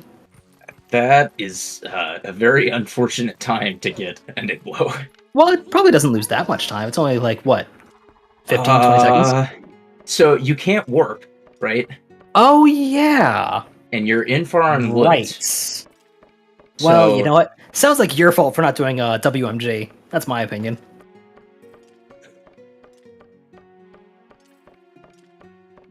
Oh, Marco greened his Enter AG segment, which is his version of gold. Wait, why would you... I've seen blue. I've never seen green for golds. I think it's cool. I like it. But it's interesting. But... He uses blue for a head, so green for gold makes sense. Should just be like Zach and use blue for behind. True. Honestly, more people should run this game like Zach. Like a weird little freak. Weird little freak running against fake splits. Yep. I love Zach, by the way. He's so cool. Yeah, he's fun. He's very idiosyncratic with the way he runs this game. Yeah. Oh, I just remember, like, I don't know if it's still his PB anymore, but he got a PB recently where he had, like, fake splits he was running against and budgeted in a lot of time on Zelda. So, like, the goal, quote-unquote, for Zelda was, like, 3 minutes. And then he proceeded to, like, get, like, a 3-minute Zelda. So, just, like, Zelda saw that, like, the goal was 3 minutes and took that as a challenge. She said, "Oh, okay, sounds good." Yeah, exactly. I can give you a 3-minute Zelda. That sucks. That is yes, we actually have a timing for ahead. The route difference. And, yeah, so about 5 minutes. So, Jack Wade, you were actually right, which is pretty cool. Well, I mean, Teabag also lost some time in MDH, so... Well, a little bit. Just a good chunk. He intentionally got a 3-minute Zelda? Oh, okay. Doopsy, I seem to recall that he was, like, running against it 248 with, like, a bunch that mold orb things. But anyway. Oh, a little bit too far left. Alright. God, Marco's aim is so good. Like, it's something I'm always jealous of when I watch top-level runners, is everyone's aim is really well practiced. Yeah, couldn't be me. I cannot aim to save my life. Marco opting to not. Is he going to do lantern bombs here instead of the other equip?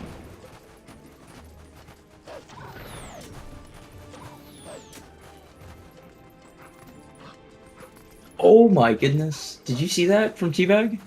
It looked fast. I didn't see it. Chaz making fun of me. Jaquade's better at this game than I am, as evidenced by our race. I'm still bad. But, well, that's life. Well, so I don't even think that he got the quick climb. I think that he just like landed on the ledge. That's sick. Oh, did he do the Glover's movement where you jump across instead of up? I don't know. Maybe I missed it. Oh, we got a pop-up. Nice. Yeah. Does that work? Weird. I guess it's probably faster since you can jump faster, but you lined that LJ up weirdly. Wait, which direction did that spawn the first time? I didn't see it. Trying to keep track of something. Was it right? I don't know. Left or something? I don't know. Anyway, I've been like trying to look at, you know, if there's like a connection between where he spawns in the first and second phases, because sometimes it seems like it's the same when I get the same direction. I buy it. But it probably isn't. It's the same if you fail the second one. Right. Yeah. Right. So that made me wonder, but I don't. Oh, I don't okay, yeah. think it's I don't know. consistent between. I don't know. Teabag, when you have a second. Teabag, you have a second right now. Which pose did you get? Or not? Fucking, I'm stupid. Marco. Pose. Yeah, Teabag. Which Po 4 orientation did you get? In like 3 minutes. Just like, you know, contact yourself in the future and tell us. Yeah.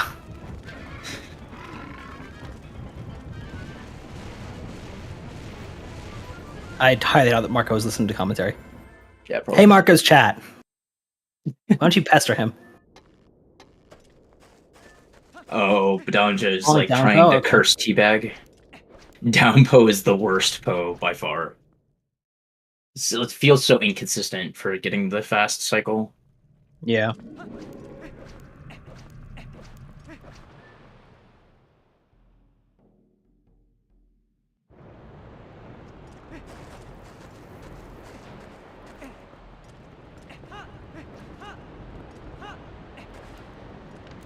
Nice human movement by Teabag there. Yeah, it's pretty good. I've recently gotten really attached to practicing the movement in that room, and it's very satisfying. Yeah, I think it still saves time if you do the Wow, claw shot, Marco right? got scammed. I think he tried to attack while the Po was in its swinging animation, and that's what made it fail. But that was really lame that he had to do a second attack there.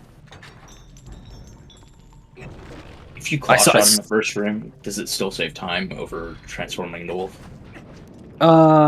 If you claw shot, I mean claw shotting is Yeah. fast theoretically. Okay. Alright, I just wanted to make sure. It's definitely easier if you do the claw shot, but Yeah. Marco, not quite as fast as rolling. Yeah, Marco went a little bit too far right on the little fucking paddle thing, which meant that Speed Rat wasn't able to occur, I guess. Yeah.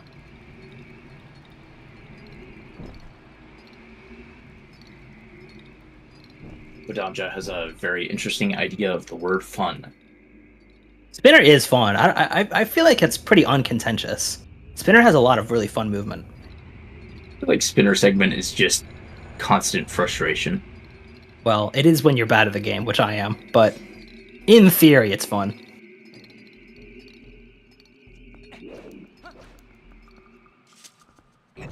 And since I've recently been practicing TSS, that's also pretty fun.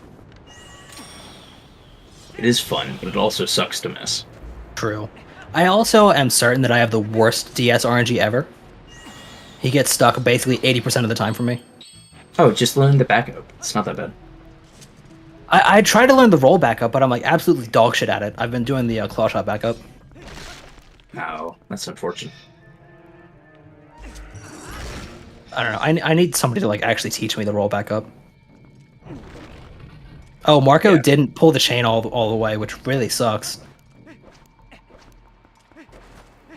For those who don't know, on Death Sword Skip, which is a super jump that's going to be happening later, there's like some RNG on which way he spins, and if he spins, I guess counterclockwise, it would be, he's very likely to get stuck on the wall. It's not guaranteed, but it makes it very difficult to do the trick. So there's a backup to make it work, but it's like you have to do some extra stuff. You like roll left notch, and then you roll like down to right, and that's supposed to work. And I've never had it work once. It does work. You need to practice it. I'm certain it does work. I just am bad at it. Yeah. All right, Teabag. So left. Teabag gets left bow, and does the side hop right, which is the correct manip. Gets a bad spin cycle though.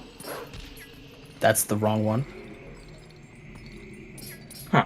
Yeah, it was And- right. Yeah. That's interesting. That's what I thought it would be. So, I don't know. I need to look into this more. It's like every time recently where I've had it spawn at the top Poe in the first cycle, it's been at the door. And then the last few that I've seen where it spawns to the left, it's to the right. So, I don't know Interesting. what the deal is. Oh, Marco got the insta clip for early boss key. That was really sick. Very nice. I Hopefully we'll spent get to see some good human movement here. yeah. I spent like an hour trying to get the insta clip consistent, and I couldn't manage it. Looks good for Marco. Nice side roll. This is the hard part. Very Glad nice. somebody agrees that that is the hard part of the first It's round, at absolutely least. the hard part. The brake slides are annoying, but that's the hardest part. Wait, you think that the roll is harder than the brake slides? Yes. Okay, interesting. Objective. Marco. That's yeah. I think he's getting around. Yep. Yeah. That brake slide is not super easy, in my opinion. Anyway, stand wolf movement. Yeah. I think he did, yeah. A lot of people are just more comfortable with it that way. Which, makes sense.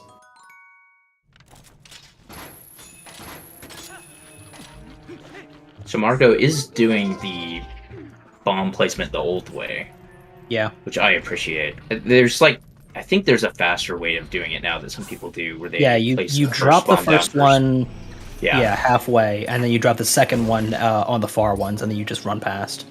Yeah, I can't But- really figure it out. I need to like practice that, see if I can get it consistent. But I've YOLO'd it once and gotten it, but practicing it is probably good. it's definitely harder than the like normal old way. Yes, absolutely. Alright, so Marco here is in Death Sword, so he's going to transform, then start the fight, and then Claw Shot, Death Sword, then get in position for his super jump. Doing the B attacks, which saves a little bit of time on the first phase. Yep. But it can soft lock if you're not careful. That's true, I forgot that was even a thing. It's pretty rare to get, though, so Yeah. it's usually pretty safe. Looks good. Good camera. Ooh, yeah, really good camera. That's like frame perfect. Yeah, that was a weird standing position that he was in. I So- would have adjusted a little bit left while So I walking didn't into position. I didn't see what happened, because like it looked like maybe he just got a roll that was further or something. Now opting to just not even bother just giving Death Sword. Yeah, that's almost certainly the fastest thing to do if you fail it, is to just kill him. I'm impressed by the 2/ combos there, because this is actually not super easy. It was pretty clean, yeah. Yeah, it's faster than, I think it's a little bit faster than the other ways of doing that. It would be even faster, I think, to use the ball and chain as well, but Stabs are faster than slashes, ball and chain is faster than stabs. By factors of seconds. wait, the stabs are faster than doing the 2/ combos? I'm almost certain. Because you do sets of 3 stabs. Yeah. No, I know. I just thought that the 2/ combos were fast. 2/ combos are very fast. I would have to have somebody who actually knows things correct me if I'm wrong. But I've been told that stabs are faster.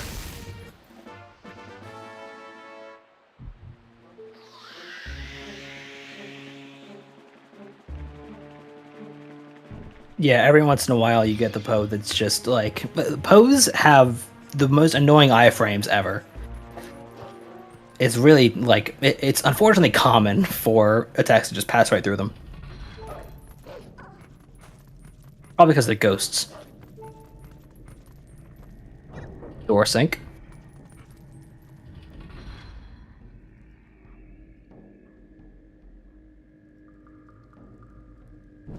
You also don't see a lot of top runners killing Death Sword, so...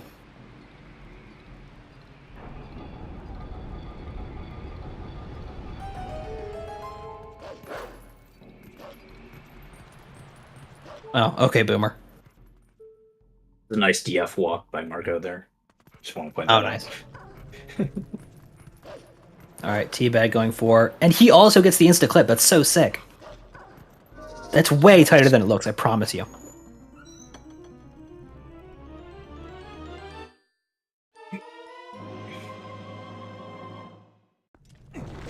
And he will also opt for human movement, ideally not voiding in the sand.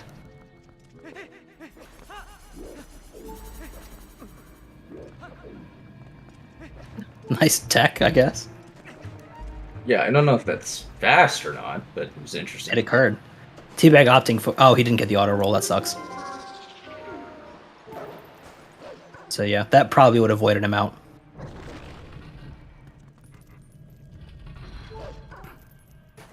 Yeah, the backflip is smart if you grab the ledge and drop. I just don't know if it's faster to grab the ledge and drop or...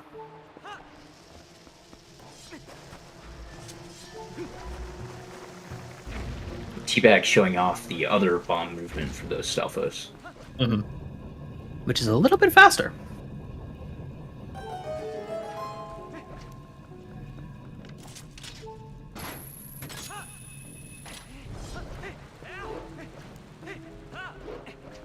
Taking a really sharp corner there to get a little bit of extra speed at the risk of making the B attack a little bit tighter. Marco opting for the angle buffer method, so he will be skipping Stallard, as we expect. Yeah, there you go. Good ESS turns. And the vertical angle buffer as well. The vertical anger buffer. The anger buffer? Yeah. That's basically Stallard skip as a whole. It buffers anger. Exactly. That's what it would be if I were trying to do it. Yeah.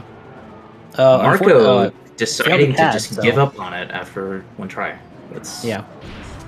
I mean, he probably is looking at this, sees that he has a pretty good lead, and doesn't want to fail Stallard skip a bunch of times. So it's just like, go ahead and just kill Stallard. I didn't want to cut you off, but that was a very clean Stallard or DS skip for Teabag. He did get the roll back up as well, very cleanly. Nice. Wow, actually really heads up play there from Marco in phase 3 or cycle 3 of phase 1.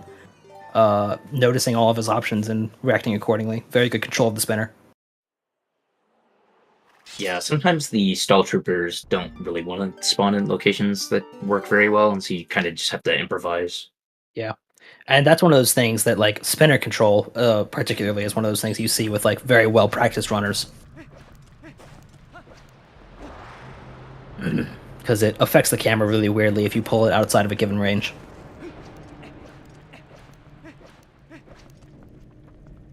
Marco will now Tornair.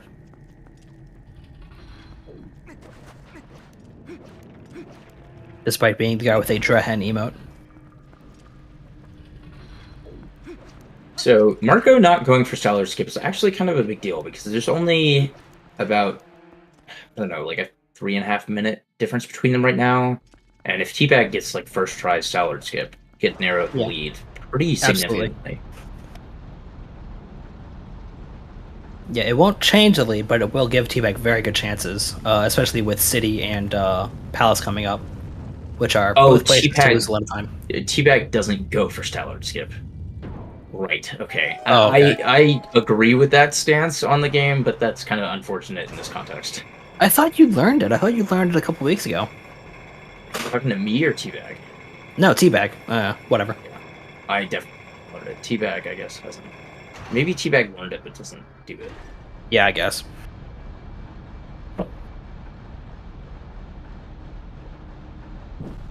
Maybe Marco really was metagaming this out, knowing that Teabag doesn't go for Stallard skip. Or D He chess, just figured, bro.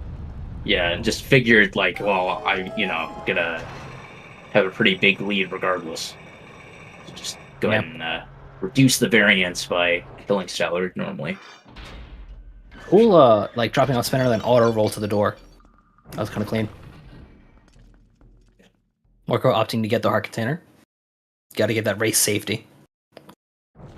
Yeah, he's done a lot of things actually safer than I would have thought. I mean, he Yeah. didn't want to try going for DSS again. Didn't want to try going for Stallard skip again.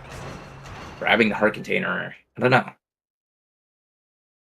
Bonking. Bonking, that's pretty safe. Yeah. I don't know. I mean, he knows that he has a good lead, I guess. Bonking there as well. Again. Yeah. It's all RNG in it for this messenger fight. That's right. It's this fight is totally RNG. Yes, definitely.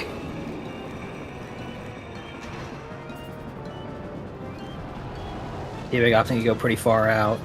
Nice. Good Stallard phase 1. Doopsy wondering if Marco will go for the new bomb strat in Hyrule Castle, where you can save a few frames pulling a bomb to put away the lantern. Forgot about that. I don't know how much time that actually saves. Beats me.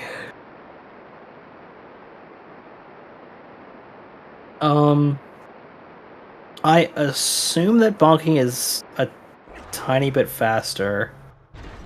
Oh, bombing the mirror chamber messengers? I didn't see it.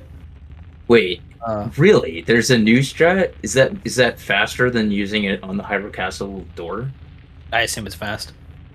Saves 3 What? seconds. Okay. 3 seconds? That's insane. I mean, that's a lot for that fight. Well, that's definitely the best use for the extra bomb, then. For sure, yeah. Yeah, if you're not going for Lord Skip. I was about to say, I assume that bonking off of the stall troops is faster than spinning them, because spinning them gives you lag or hit stun or lag frames or whatever you want to call it. Yeah. Yeah, I was gonna say what Badam's just saying. It's better. So if you're going for Stallard skip, you should just like use the bomb on that instead of Dark Hammer, because it'll save more time. Yeah. Or you can use it on both if you get one bomb more fuel. Oh yeah, true. Anyway, good good Stallard there for Teabag. A very normal looking Stallard.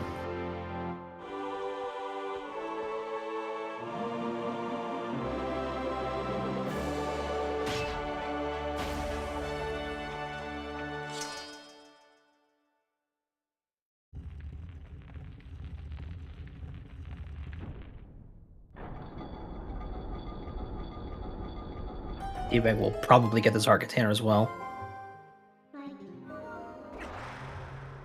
Oh, and here's Marco doing the cannon repair. Everybody pay attention. No. And then he'll run over again and talk to him again. We should see Fire still empty Marco's wallet, but it's not going to check to make sure that he has 300. Right. So I guess the game like tries to subtract 300 rupees, but doesn't like actually check if you have 300 rupees. Mm-hmm. So anyway, that's the French scam. We still don't have a name for it yet. If anyone has any good ideas for names, let us know. I generally call it like French scam or fire scam. Could call it Toby scam.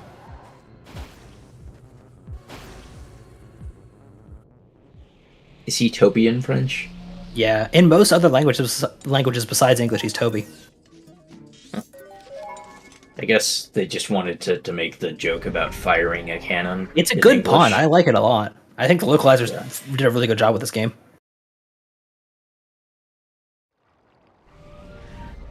I guess Fallby is fine because you're falling. I guess, yeah. Who knows?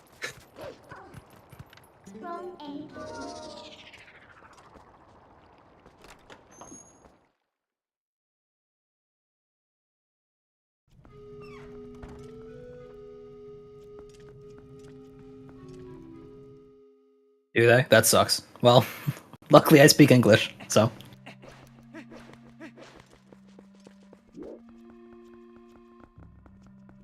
That I don't think actually is going being to work really for careful. Teabag. Yeah, with Yeah. that clip. Oh, That was what? way- it was- that should have worked. No, that was way too far to the right. It looked far right, but it looked like it worked. He looked far enough in. That might That's also work. far right. Yeah. Yeah, you just gotta Earlier, go right. further left. Like, at least on this version of the game. There you go, yeah. The hitbox is different on HD, but on GameCube, you kind of, like, you don't actually want Link's head to be in the circle. You kind of want it to be, like, as soon as he's getting into the circle, but before he actually gets there. It's kind of weird.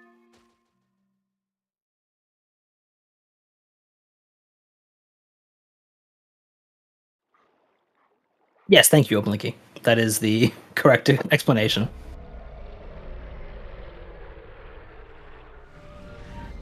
It was really cool when, like, watching people go into the code and find that.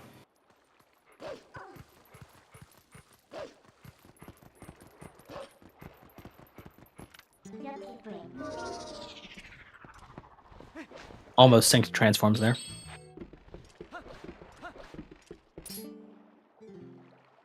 And Teabag will be paying Fire the full 300 rupee amount. Yeah, it's not in the first dialogue, it's only the second one. Where you select Avec mon canon. Or, in English it says special -repairs.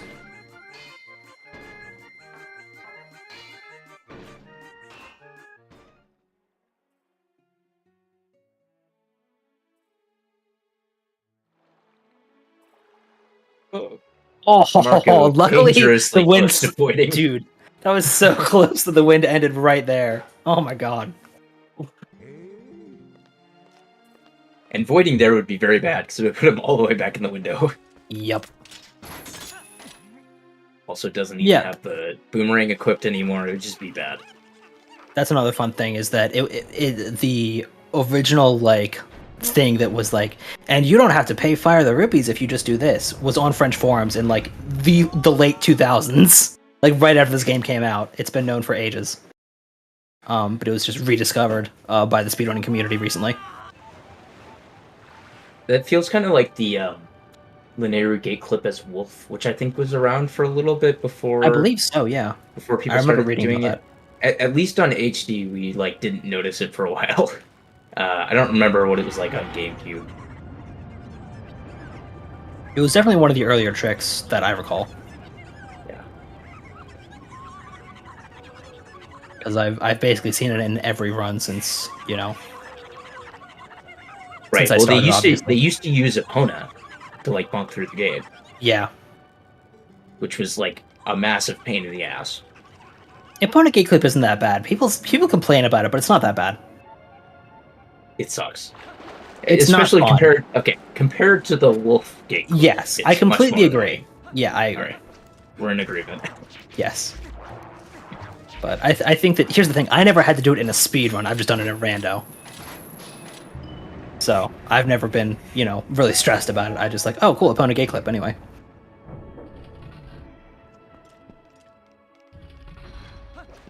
Marco pulling the sword for some reason.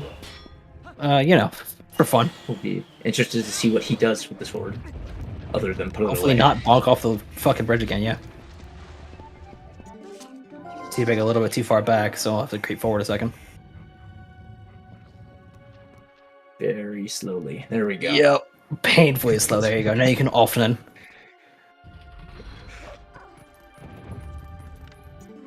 What would we do without the boomerang? I don't know, ask FX. Go very slowly. Yeah. Nice bonk. I love that bonk. Like there, we would go around and iron boots hop through the fan. Yeah. It's actually really cool looking. It is a cool strat. I like the glitchless version of that broom a lot.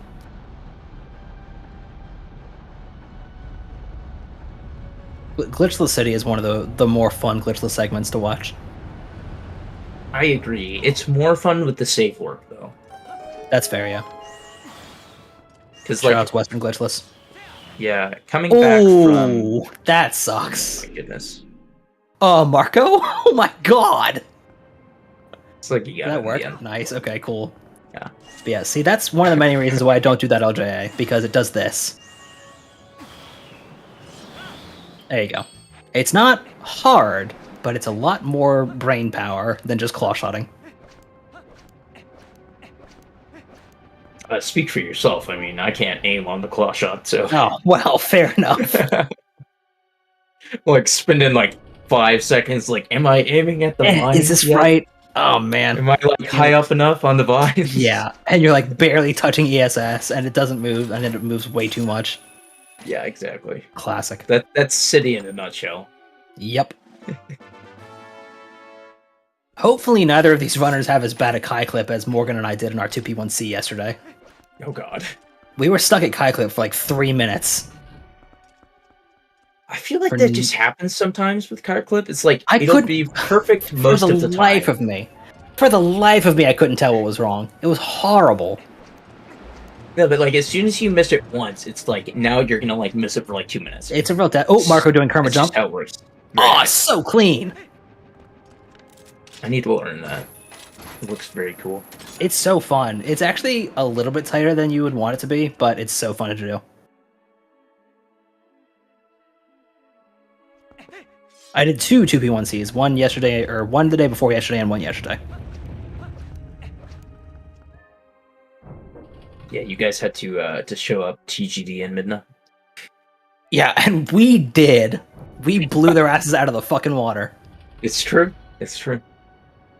So clearly Morgan and I are far better at this game than TGD and mid. The angle buffer strat here looks good. The Wabi strat, so good. Absolute banger setup. Thank you, Wabi.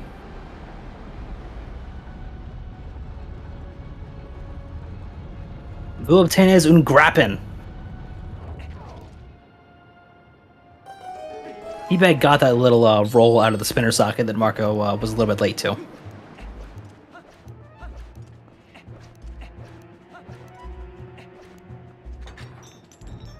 Yeah, true. I think that everybody should try a 2P1C at some point.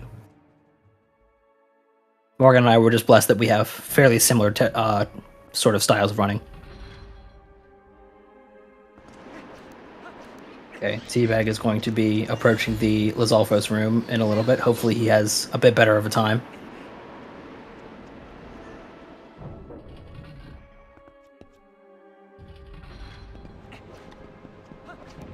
Luckily you don't have to be like super close, you just have to be close-ish.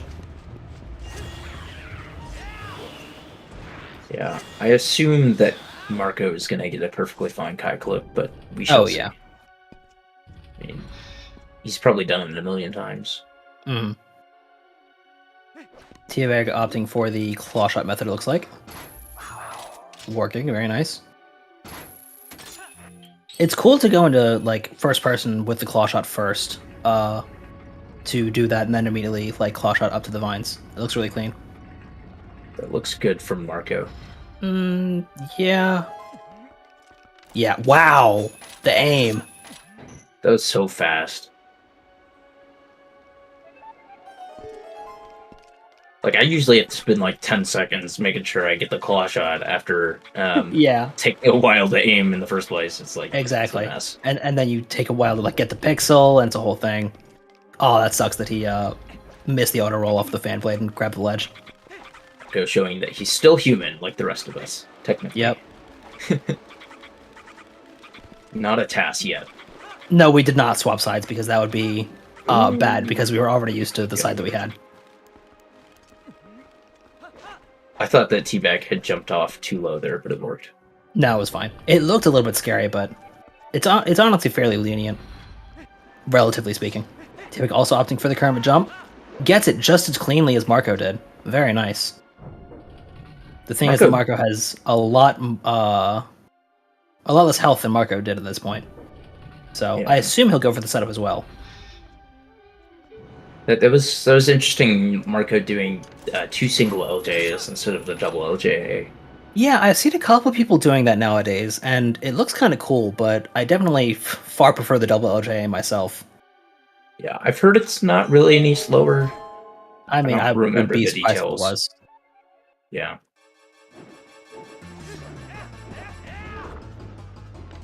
And Teabag will free aim this claw shot.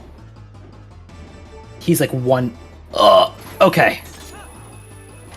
No Quad City GJs for Teabag. That was scarily close, but obviously he knew what he was doing. Professional driver on a closed course. Amazing. Did not get the slam jam, is that what you're saying? Oh yeah, Terran. Yeah, I wish I'd called attention to Marco's fan tower before he finished it, but that was...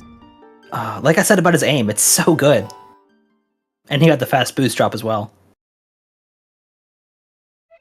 So keep an eye on Marco here for his Rob shot, because I have a good feeling about it. Apparently with the Rob shot, it's possible to claw shot onto the ledge itself. Really? I think I've heard that. I don't know if I've ever seen it. I did that in practice recently. Oh, no shit, that's sick. Yeah. Usually you're like, 1 or 2 climbs below the pixel? top. No, it's not. good. It was a little bit slow, but fine. Better to have to climb a couple times than to get dead pixel.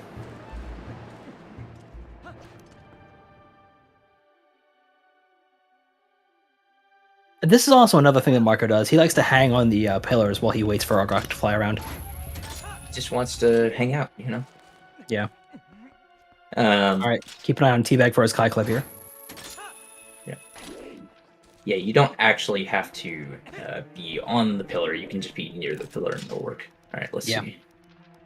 That does not work. Fine? Are you sure? I'm fairly certain. The reticles showed up there. There we go. It did. Yeah, no, he got it. That looked so like, high up. I was gonna say it looked maybe a little bit high, but it was still within like the permissible range. Okay, maybe I was failing it yesterday because I just don't know the targeting right.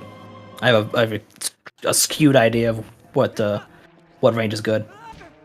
Yeah, it's like you want to be like above the first line, but below the second line, and not above like halfway between that. It's like it's kind of precise. It's annoying. Yeah.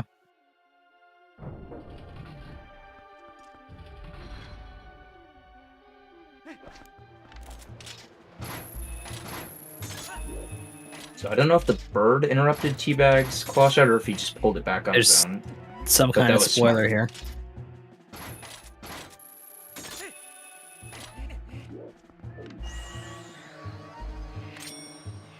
Bro, this bird. Oh, he man. targeted the bird.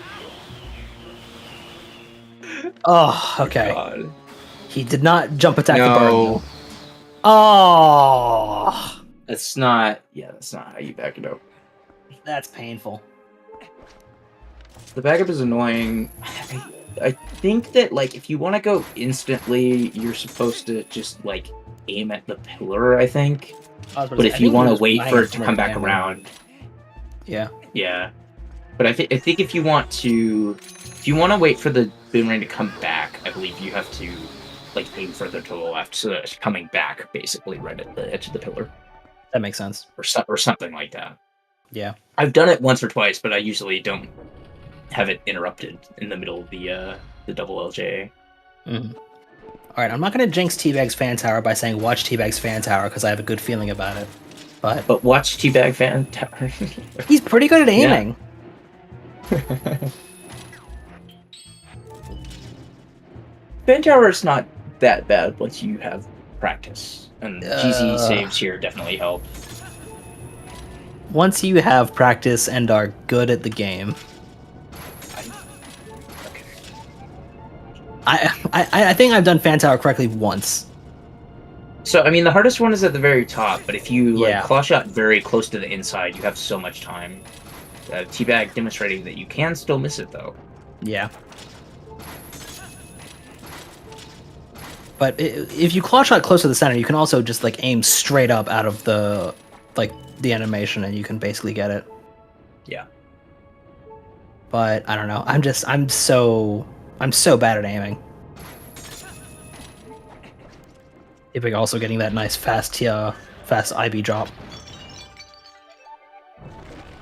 Commentator curse. Sorry, I didn't mean to. No, it wasn't your fault. You said that you weren't going to call attention to it. I was like, everybody watch it. That's my fault. Well, if you have your bingo cards open, go ahead and mark off commentator curse. Oh, Marco got scammed by the flame skip.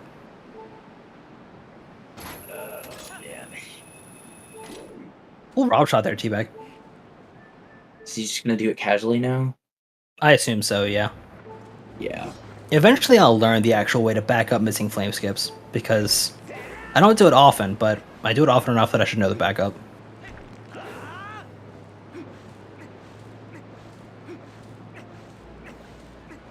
So both runners are in the same fight for a little bit.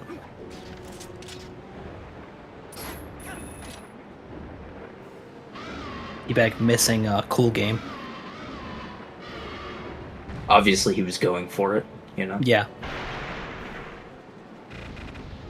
When is somebody gonna discover a reverse cool game that saves 4.5 minutes? I think you're talking about Ether.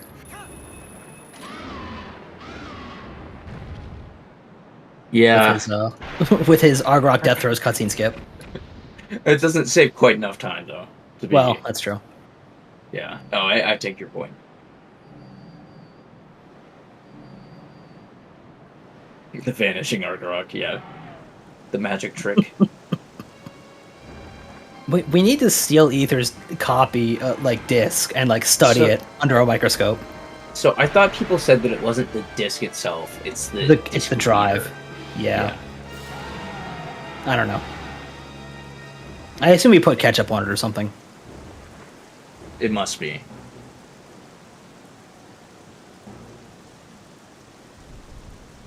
Right. So Simi says it's CD streaming.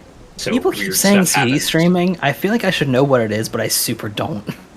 Okay, no. The way CD streaming works is you eject the disc while playing the game, right? And so it can't load in new stuff. So, like, for example, you can eject the disc while entering a loading zone or something, and it'll just basically do map glitch, I think, or something along those lines. Right. Huh. Yeah, I've never done it personally. I would assume that it's easier to do on the GameCube by just opening the GameCube, waiting for the disc to stop spinning and taking it out or something. Right. Anyway, I don't know how it works on Wii. It might just be the same. Oh yeah, you have to wait a little bit, Marco. Yeah, no, well, he was forgetting about the fact that he didn't do Stellar Skip. That's what it was. Oh right, yeah. So he still has to zoom in. Yeah, it looked like he was still in the animation as well. Yeah, that might also be true. But...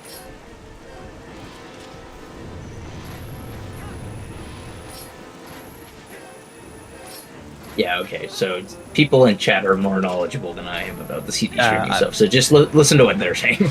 I don't know shit about shit. Marco entering the Twilight Realm. Good thing you got all of the pieces of the Mirror Twilight so we could repair it.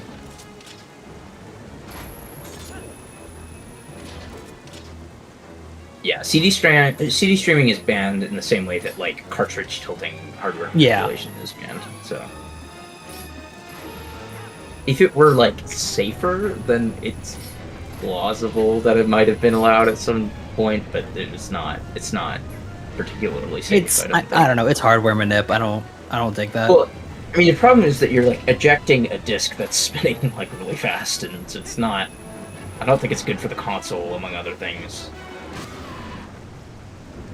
No, memory card swapping should be banned for completely different reasons. Marco opting to not go for the fast cycle on that Zan mask there. You know what we should do? We also got a great camera where we saw Wolfling's wire mesh teeth. Friends, I don't know. I think we should just ban memory cards. We should ban Twilight Princess, really. That's true. But I was thinking, just run the game no save and quit. Make this a no save and quit tournament, mid-tournament. Ugh. No, we should ban the French. Oh my goodness. Just give Teabag the win. We've had a lot of French runners today. Dude, I swear to God, Jeez has incited a fucking French renaissance of this game with his French tutorials. That must be what it is. The French community in this game is fucking hopping. Yeah. So rad. Yeah. I was like looking at the later part of that race this morning, and it was like pretty close. And then I guess something must have happened to Cass's run because like I swear he was on like pretty reasonable sub 3 pace in City. Yeah, Cass had a Palace of all time, I think. That's tough. Yeah, but Cass is fucking cracked at this game, dude. He's improving so fast. Absolute savant. That's what I'm saying, Teeb. I'm on your side, bro. My check better be in the mail.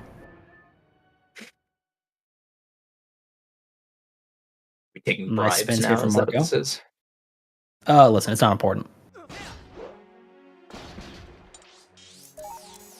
And 3 more spins for Marco, and he's got it. Oh, No dice.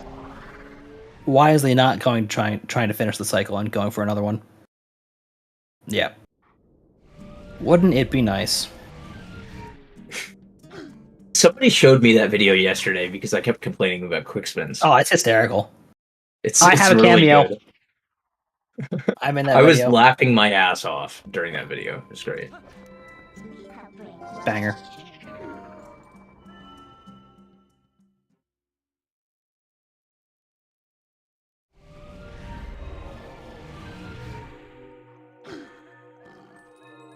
And now both of our runners are in the Palace of Twilight. There's not a small gap, but a closable one, assuming something goes very, very wrong for Marco. Maybe he drowns during his ant phase, who's to say? Am I allowed to, like, link the Wouldn't It Be Nice video in the chat? God, no. Absolutely. Dude, Tomomo would fucking kill you. She would nuke you from orbit. Am I gonna get a ban hammer while commentating? Yeah. I have the link ready. Marco, that does not work.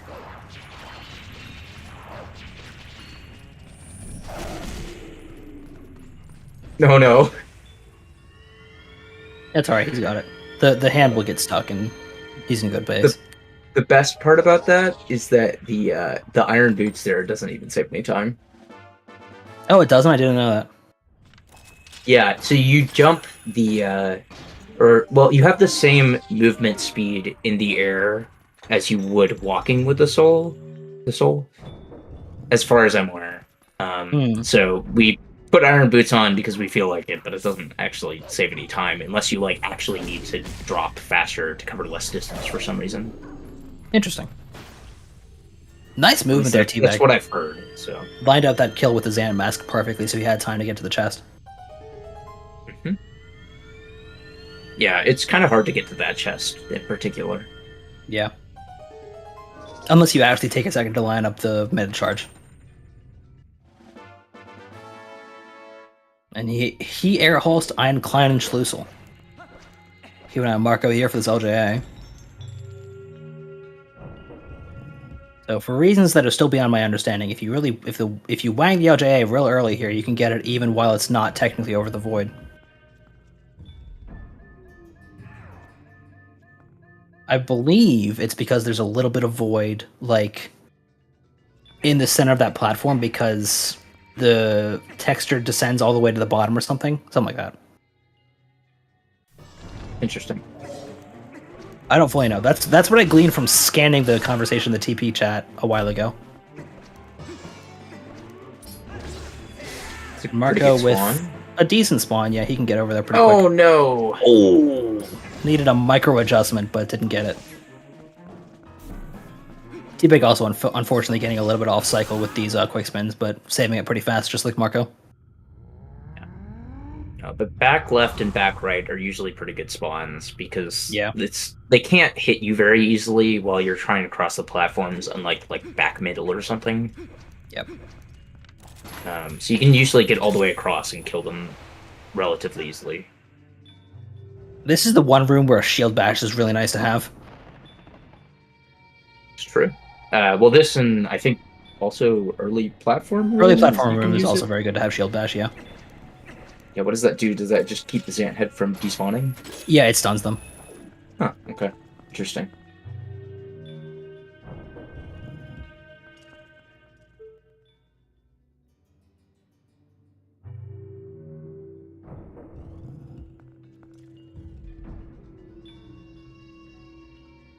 Interesting opting to wait until he got on the ground to throw the boomerang there from Marco.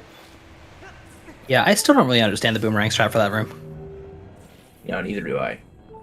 I just kind of Doesn't try pay to enough. throw it as soon as I jump off the ledge, and it just like never does the thing correctly. Yeah. Nice L slide there from Teabag.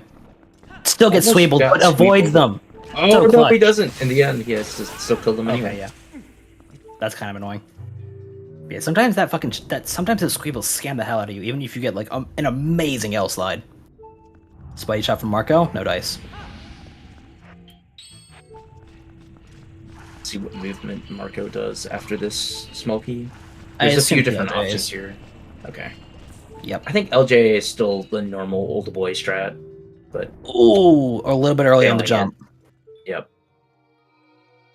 But you can also claw shot, and then there's a relatively new strat that you like jump onto the ledge and then Yeah, you LJ jump down and then the rest of the LJ. way.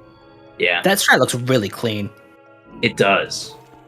Yeah. I want to learn it because I used to claw shot for the longest time because it's just safest. I recently started doing the LJA, but I'm not as consistent with it as I would like to be. Yeah, the problem with the claw shot is sometimes it's a little bit annoying to actually get the target. Yeah. Because I don't think that you can stand where you can like see the target, can you? Yeah, you have to do it blind. Yeah. All right, Phantom Ant 2 here from Marco. Hopefully he gets better spins. Looks good so far. Yeah. The problem is, like, it's not hard to spin, but it's just like you're trying to go fast and the pressure is kind of on.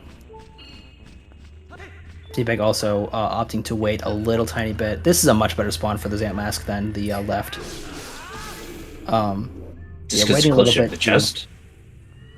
Yeah, and it's harder for it's less likely for him to hit you because the platforms are on a cycle where you're moving to the left.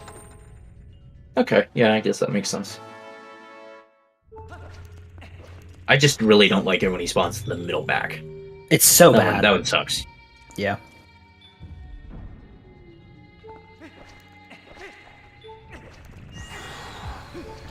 Teabag also throwing the rang once he's on the ground.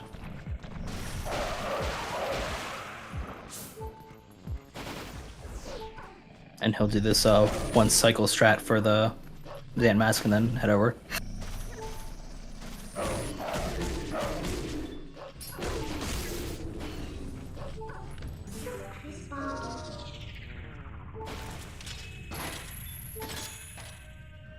Interesting from Teabag claw shotting the target to the right instead of the one to the left. Yeah. It was just because the minute charge lined him up that way. I guess so. But now he has to turn a little bit to the left for this. Marco here in reverse stupid room, having to be careful here. Very nice. That movement is harder than it looks. Yeah. It's still not as dumb as going through the room forwards, but you can definitely fall. Yeah.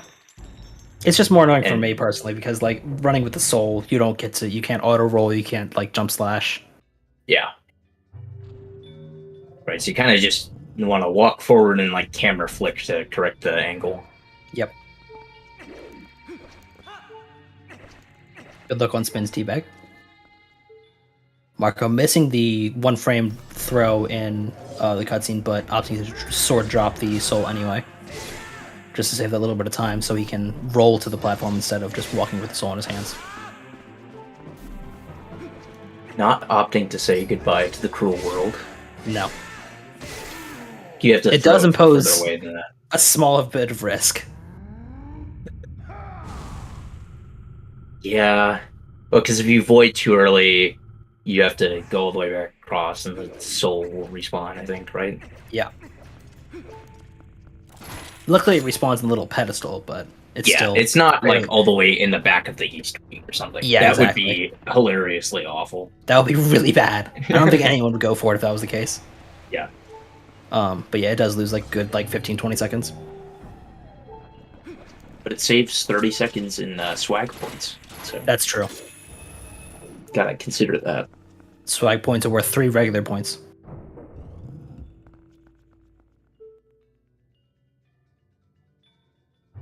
Marco probably will not go for DSS, double soul skip, but it would be nice if he did. Using his magical levitation powers to pick up the soul from very far away. Those both look a little bit weird. Yeah, the one didn't go in. Yeah. I was going to ask on that movement that Marco did. This is a little different from what I'm used to doing. So normally I do like 4 rolls, walking slash roll stab. But Marco just did like, instead of a roll stab, it's like a walking slash, and it seemed to work. It's interesting. Yeah, I only ever do I guess just that's walking faster. slashes. It feels faster. I don't know if it is, but it feels a lot better. I just remember when like people did it with the roll stab, so I always thought that was fast. The roll stab looks good, but I don't know. The It walking does. slashes feels not. Oh, he got the 3 masks. That's so much tighter than it should be. Getting all 3 masks with one slash. It's not that bad. But It's not, yeah. but it doesn't. It should not be as tight as it is. What I want to know is why Marco was doing a spin before that chest. I couldn't tell you. Just in Like, case I any cards are understand- obscured. Yeah, I understand the purpose of the one outside Yeah. is in case any Kargaroks try to like move you out of the spot, and you can release the spin early. But inside, it doesn't really do anything. Luckily, Oh, Marco- no. Oh, a little bit early. This happened to me yesterday. So this LJA is like fine until it isn't, and then you miss it like 3 times in a row. Exactly. Yeah, it's really rough. It's so funny that it doesn't go for the safer LJA. Because the first one is way easier because you're not contending with a fucking door. Since the door Yeah. has a collision that extends a little bit past behind it, which means that it's not technically a void. Yeah. So I think the problem with the first one is that he like went too early. Yeah. Teabag really wants hard. I didn't know Yeah. those were guaranteed, but I guess that makes sense. Yeah. There's also a guaranteed one in the pot to the left of the door here. Interesting. I guess that one's probably easier to get. It depends. You have to go like into a little alcove, so it's probably a little bit slower. It's a little further away. Okay. Yeah. Marco really wants to get rid of these birds so that he can. Yeah, LJ not very here, tolerant of presumably. any Burge business. Yeah. Although weirdly not standing very far to the right here, but I guess it makes it easier to get the target you want on the wall. Yeah. Teabag was banking all that soul working, and he was correct. So he's pretty far up the staircase. Do not analog glitch, be careful. Well done.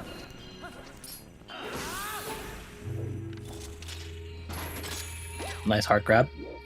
Marco Good with that waterfall fast aim for posture. these, yeah. And Teabag doing the LJA here. Going extremely insanely late for some reason. Speaking think he of might the have- very easy LJA that you were talking about.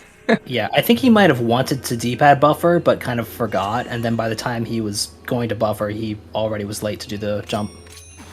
I don't understand why anybody would D-pad buffer that one.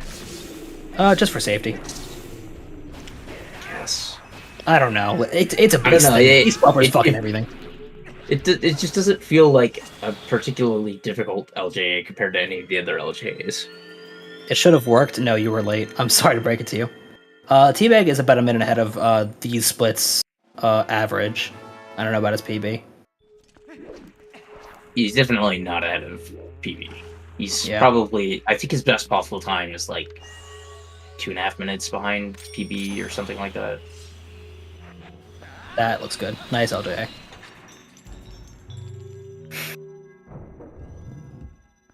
Marco he's like plus setting up his 340 to his position. normal PB. Oh, he does. Watch this. Watch Marco. Oh, that's So cool. I love that LJA so much. And yeah, he will do the fast method of early platform where you don't call mid now. But you, okay, that might mess him up. Yeah, it looks like he's abandoned Oh his, no! yeah, yep.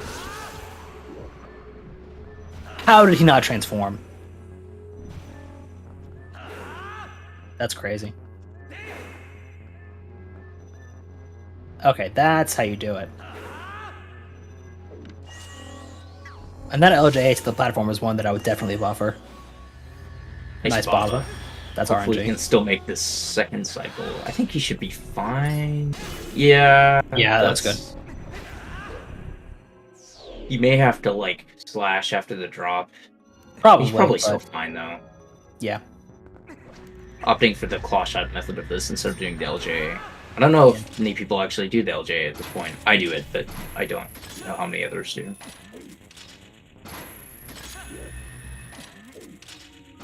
I mean, I guess you don't have to worry about the LJ not going out of bounds. The boomerang not going out of bounds. If you do the claw shot. Yeah.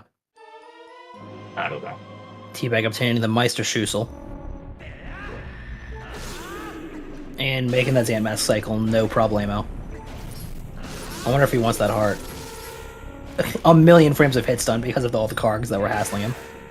Yeah, 3/4 of a heart is enough here. I would be scared with half a heart because he can get hit by the Baba like Marco did, and I think that does have a heart. It does. I didn't see exactly how much it did there, but with 3/4 of a heart, he should be just fine. Yeah. I would definitely like to have more than a heart, but, you know, it's not the end of the world. Yeah, I mean, you definitely want more health for Zant, because there's a good shot he'll hit you once or twice. But So, anyway. with a good early platform, Teabag can make up a good bit of time here. Marco really not getting lucky with hearts on the Shadow Beast fight there. Ah, that sucks. Got one heart from like all of them. Oof. Rough. Oh no, Oh, Teabag. what? I guess he aimed too far right? I'm confused. So, I think those targets were a little slow, but also, I mean, if anything, he aimed too far left. Right? Opting to just do the faster claw shot here.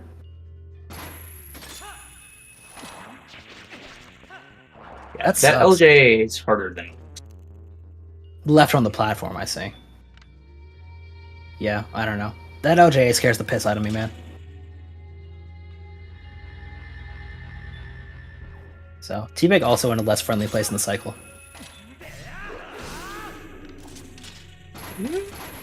Alright, That works. drop and slash. Oh my god, he fucking like waited a quarter second Yeah. before dropping. He should have just dropped immediately and then seen like where he was in relation to the platform that slashed. But That works That a lot was easier interesting. in Stupid Room when you have more time to look. yeah. Marco getting pretty good Dangoro phase RNG here. Let's see if he gets the one cycle. That looks good. Nice. Teabag timing that LJ absolutely perfectly. That was like optimal. So hopefully Teabag has a little bit better luck with gathering hearts. Yeah, I mean, you can also hope that there's a fairy in the pot. for Yeah, the what fairy in the for. right pot. It's not guaranteed, unfortunately, but it shows Yes. up a good chunk of the time. Yeah, sometimes you get Iron Rotor Reuben, which is annoying. Got a couple hearts there, though, so he doesn't really need it. Marco IB pumping to the left instead of the right, a little bit unconventional here for Morpheal phase, but makes no difference. Was a little amused by Teabag grabbing that last heart just to get a quarter of a heart. He wants Great Spin, you know? He's a Hundo runner. That's right, he needs Great Spin. Now, Great Spin does speed up this fight a lot. Significantly. God, Great Spin is so nice for this fight. From Yeah. running NG+, it's like night and day. Although a lot of the stuff you can just do with Mortal Draw, I think. That's true, yeah. At least a few of the things. Like I think you do Mortal Draw on the Yeah, you Mortal Draw Morpheal Morpheal phase. yeah. You Great Spin final phase, though. Yes.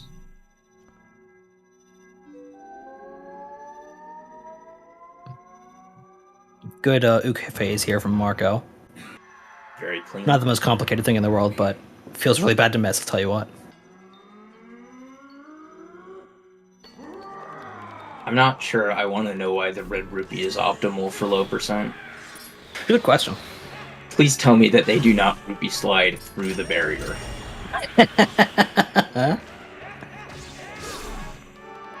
Marco's staying right on Zant's heels during that, so he can be like immediately right there to start the slashes. That's actually really cool. So I I think keep an eye on Teabag here to see if he gets the one cycle. so So Teabag has caught up a little bit That's over good. the last couple dungeons, but I think it's still like a 2-minute gap, right? Yes. We'll see when they split for Palace. Or I'll just look at when they finish Ant. And turn, 2, 3, 4. Very nice from Marco. Teabag here does a specific set of slashes. Right, left, up, down. And good final phase there, Marco. I would agree with that, Elatris. Oh, Neo, Xant just died. Pico sad. So 241.14, Xant fade out for Marco. I noticed that we didn't point out when it said usurpator Xanto. Oh, That's too yeah. bad. Yeah, he is usurpating. Exactly. Or in the French case, Xanto usurpator. Oh, sorry, I have it backwards.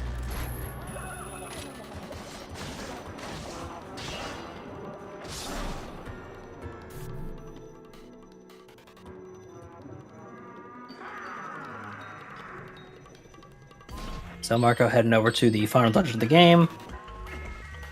And Teabag has just a little bit more of the Xant fight to contend with.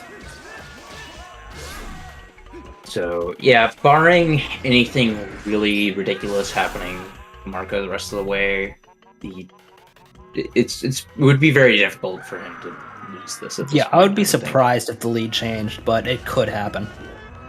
So, I mean, there's a couple things to watch. Like, theoretically, I don't know how much health he has right now. He probably has enough health to take a hit from KB4, so he's not going to guarantee, game over on KB4, so that's not a thing. So you'd pretty much be looking at, like, either A, he decides to go for the Zelda crash and gets it, or... Who would do that? Who would ever do that? But the other thing that could happen would be failing the Carrier 3 skip, I think, would be the Right. main thing. Which does occasionally happen to people and loses a pretty good chunk of time every time you fail it. Or voiding out in block room a million times. That could also happen. Maybe he'll also fail, like, Lantern Puzzle or something, or get Yeah, trolled maybe. by the bombs at Don Alpha's room and not know the backup or something. So, I mean, there are things that could add Teabag up. got but scanned by Xant's spawn. Luckily, I thought backing you it were up very saying quickly. for, like, Marco not getting a verifiable run by missing the Oh, bomb. Marco failed Squid it. That Net cutscene. sucks, well. GG for Marco. That's unfortunate that he has to DNF. Has automatic loss, Yeah, obviously. very sad. Oh, Neo, Xant just died, people sad. So yeah, about a 2-minute gap, 2.5. The other thing is that if Marco had some random high number of Zelda cycles with 7 at the end of them, because random numbers end at 7, that he could lose a bunch of time. But it's not super likely that anything like that would happen. Yeah. Zelda usually doesn't vary more than about Zelda 30 will to 40 not create a seconds. 2-minute gap. So, very occasionally, there are Sure. very, very, very, very bad Zeldas. But If your name is Wicked It's Glider, yeah, almost always Zelda loses you under 40 seconds Yeah. to, like, a pretty decent 7. But I've seen it for... I remember a number of years back, it's probably like almost 6 years ago now, about 6 years ago now, I think Fino had like a HD run where he had like lost 2 minutes to Zelda or something. oof. On pretty good pace too. It's like, oh my god. Sounds like something So- that would happen to Fino. Yeah, so it can happen, but we're not Actually, if hoping for that. Teabag does squid in a cutscene skip, he can make up the time that he needs. I think Cass saves like 40 seconds doing that.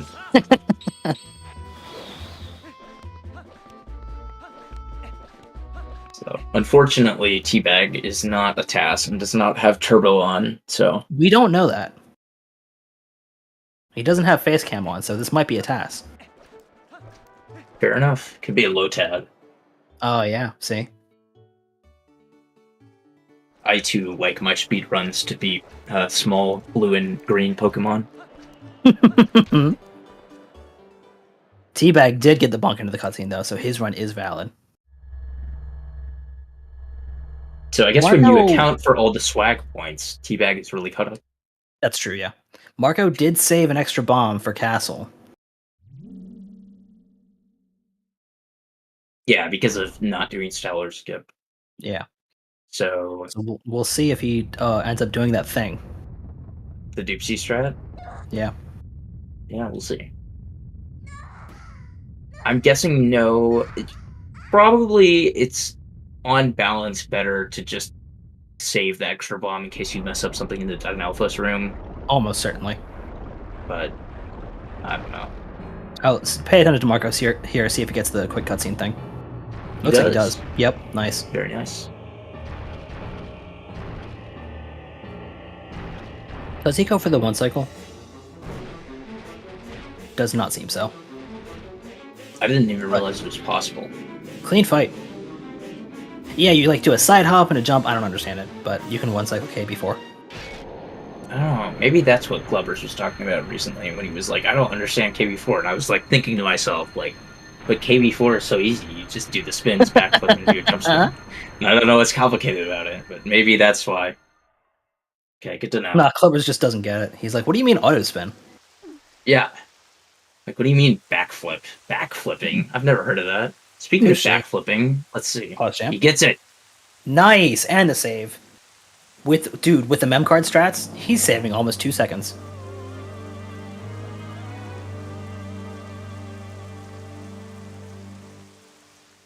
Very clean from Marco.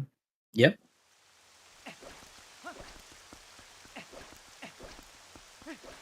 So here's the barrier skip that I was talking about. It's coming up pretty soon here. You want to skip the cutscene while you're in midair during a jump attack.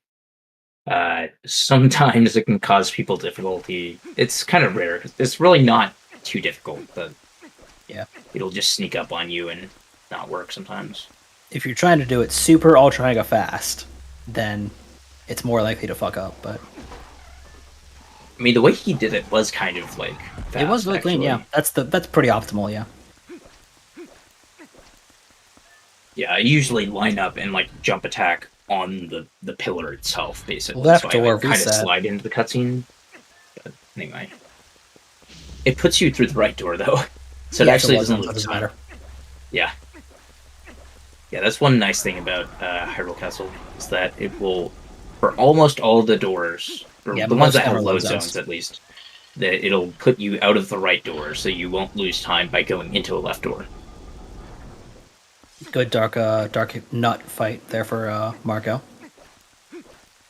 Prediction for Zelda RNG would be cool if we like can actually pay enough attention to track it. Yeah, true. Teabag unfortunately did not get the quick cutscene thing with KB4, but he does still have a shot at the sick flip. Teabag again proving that random numbers end in 7. Yep. With the praying for 47 cycle Zelda. No, that's not random, that's deterministic. He has a complicated algorithm. It's exactly how much time that he needs to save, I guess. Yeah. Not doing the bomb drop. So, saving the bombs for the Dianalphos in case he needs them. Yep. Also, saving a lantern for the Dianalphos, actually. Yeah. No sick flip for Teabag, unfortunately. I assume he will still save for it. He does. No mem card swapping strats though, so he loses a couple frames to Marco.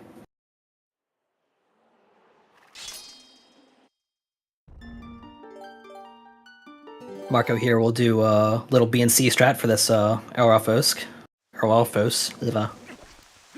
and got the good RNG.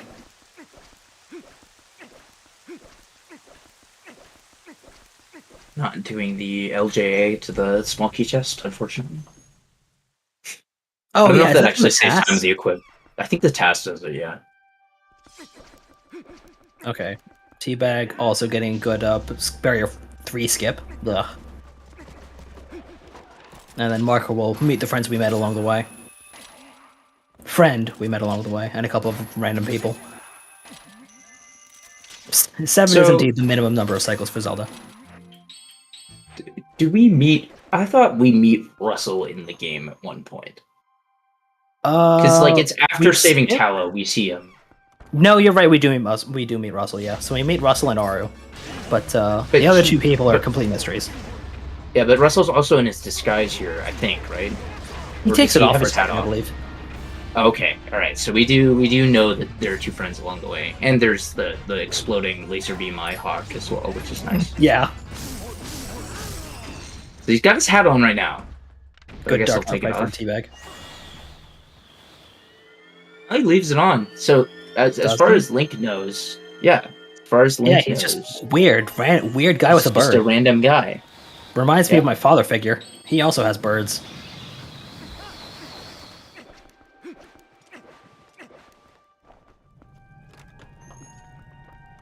So we did meet Aru at some point. Yeah. Marco has his Grand Clee and is well on his way to the tower climb.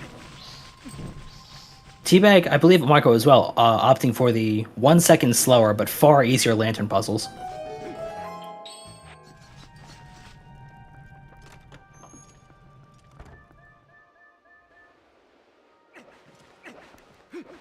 Wow, Teabag has a dickload of bombs. No, what? God. There you go. I don't think I've ever heard that term before. What, a dickload? You know, a dickload. Yeah. When you have a dickload of bombs.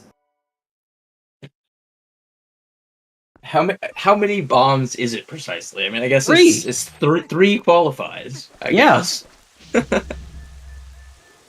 I defy you to fit more in there. God, Jesus. Okay, Teabag also gets the good RNG for the Aralphos, but gets hit by his stupid corpse. Asshole. Hate when the corpse hits you. Oh, that was harder puzzle? Okay, I was entirely wrong. Yeah, I thought so, but I didn't want to say anything in case I misremembered. No, you can correct me. I'm very often wrong. Sometimes I misremembered, so I was like, it doesn't really matter. Okay. Yeah, I think they both did the harder puzzle. It is so the harder puzzle is like actually, unfortunately, because the timing is a little bit tight. Yeah, it's a lot harder for no reason. It saves a second. Well, it saves 0.7 seconds or something. Yeah. It saves basically a second. Okay, so Teabag will now meet the friend he made along the way and 3 random people, as we've determined. Marco does not go for Zelda Crash. Also meets the real MVP. Yeah, and the Laser Eyes Hawk, as you said. Right, obviously. Everybody else is cosplaying with a bazooka and, bow and arrow, and they didn't actually do anything, obviously. Thanks for the 26 months, by the way.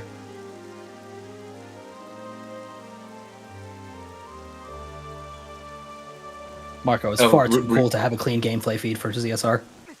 Were you counting the Zelda thing? God, no. Absolutely not. God damn it. I wasn't paying attention. I didn't see if that was the first or second thing. We'll count Teabags. It's fine. 3 so far. Okay. 3 so Mama far. has it. So that's 4. All right. Okay. Okay. Thank you, base ZSR restreamer. Nice bonk.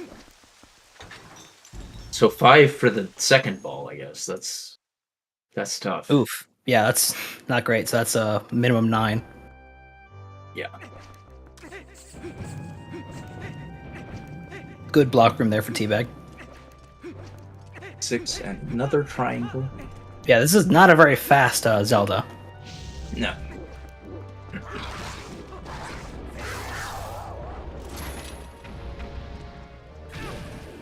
Another triangle. Boy.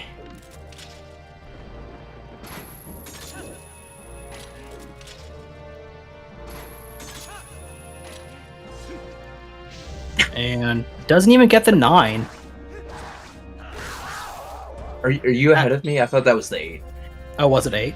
I thought I think that was the third it was triangle. 5 and then... Yeah, that was 6, 7, 8. This is 9. Yep.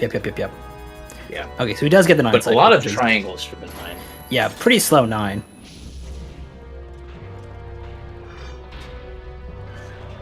Yeah, losing over 30 seconds to his gold Zelda.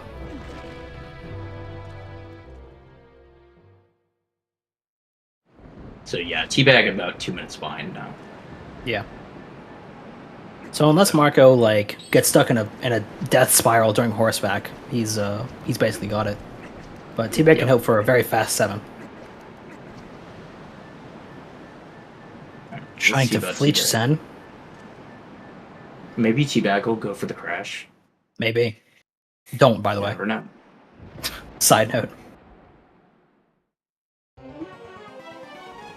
He did not go for it. Ganon's marionette, Zelda. No 7 cycle for Teabag. Will he also get a really shitty 9 cycle? Can still be an 8. Could be an 8.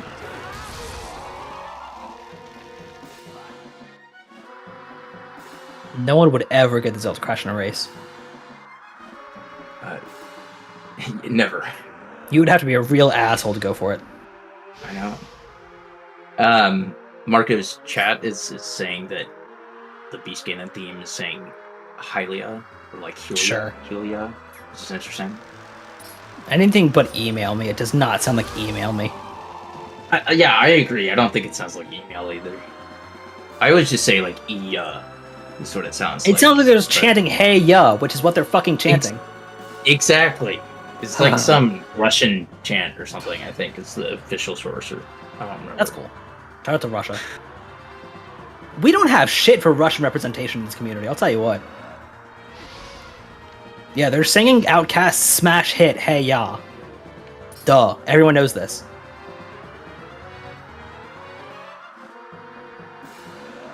Oh no, Marco. Hey, what did I say about getting caught in a suck loop?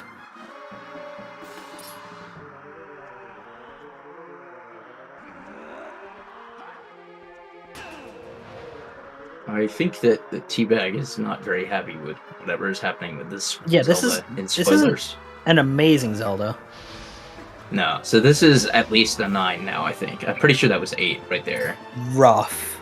Spoilers in the Teabag chat. is putting spoilers in chat. Is there a link to the leaderboards? No, there's a Zelda to the leaderboards. There's a link to the past, though. Speedrun.com. Didn't you hear that Zelda is the main character of the? I thought that yeah, was she's a new protagonist. She's the main character now. She's got her own game. Here I was thinking that Zelda was the green guy. She's gonna save Link with the power of Minecraft. Yeah, true. Yeah, the leaderboards is speedrun.com/TP. Yeah.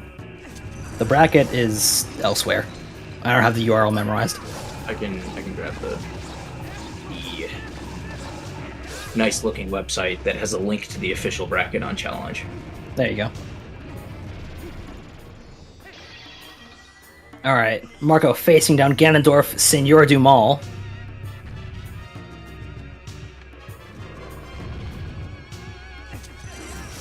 Good auto spins. And that'll be GG.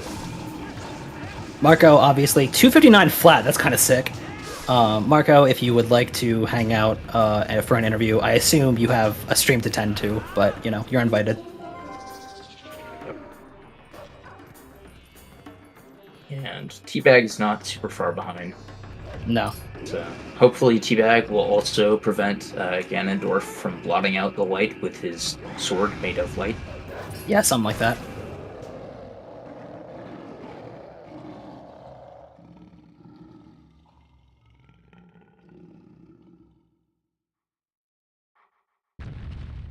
So not quite a double sub 3, but 259 still not bad for a race. Even at Marco's level, I think that's still okay.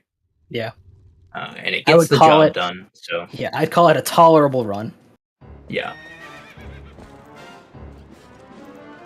Yeah, I mean, especially given some of the stuff that happened in late game and like not getting DSS and giving up on it, and not getting Stellar Skip and giving up on it, like getting a 259 with all of that is like pretty solid. Yeah. Teabag getting the A pattern, as according to SVA's video.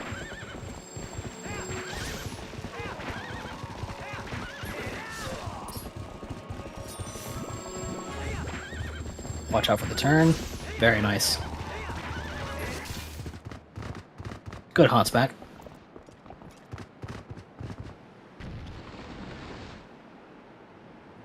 I'm glad that a bunch of people are doing it using the SVA video now, because I could have sworn some people used to go right. It just didn't make any sense. That's weird. I don't know. I fucking adore the SVA video. I think it's one of the best tutorial videos in this community.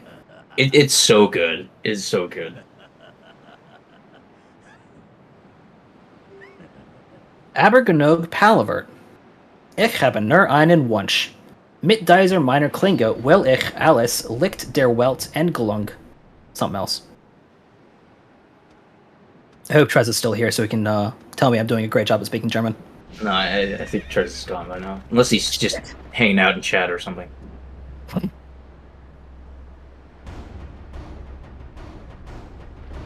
Shot in first.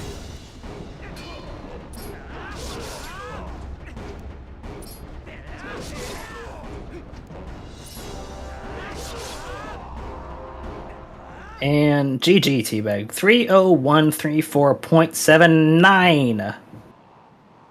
I like his split saying vibes. This run never happened. I love his vibe check on his Sure. live split. So funny.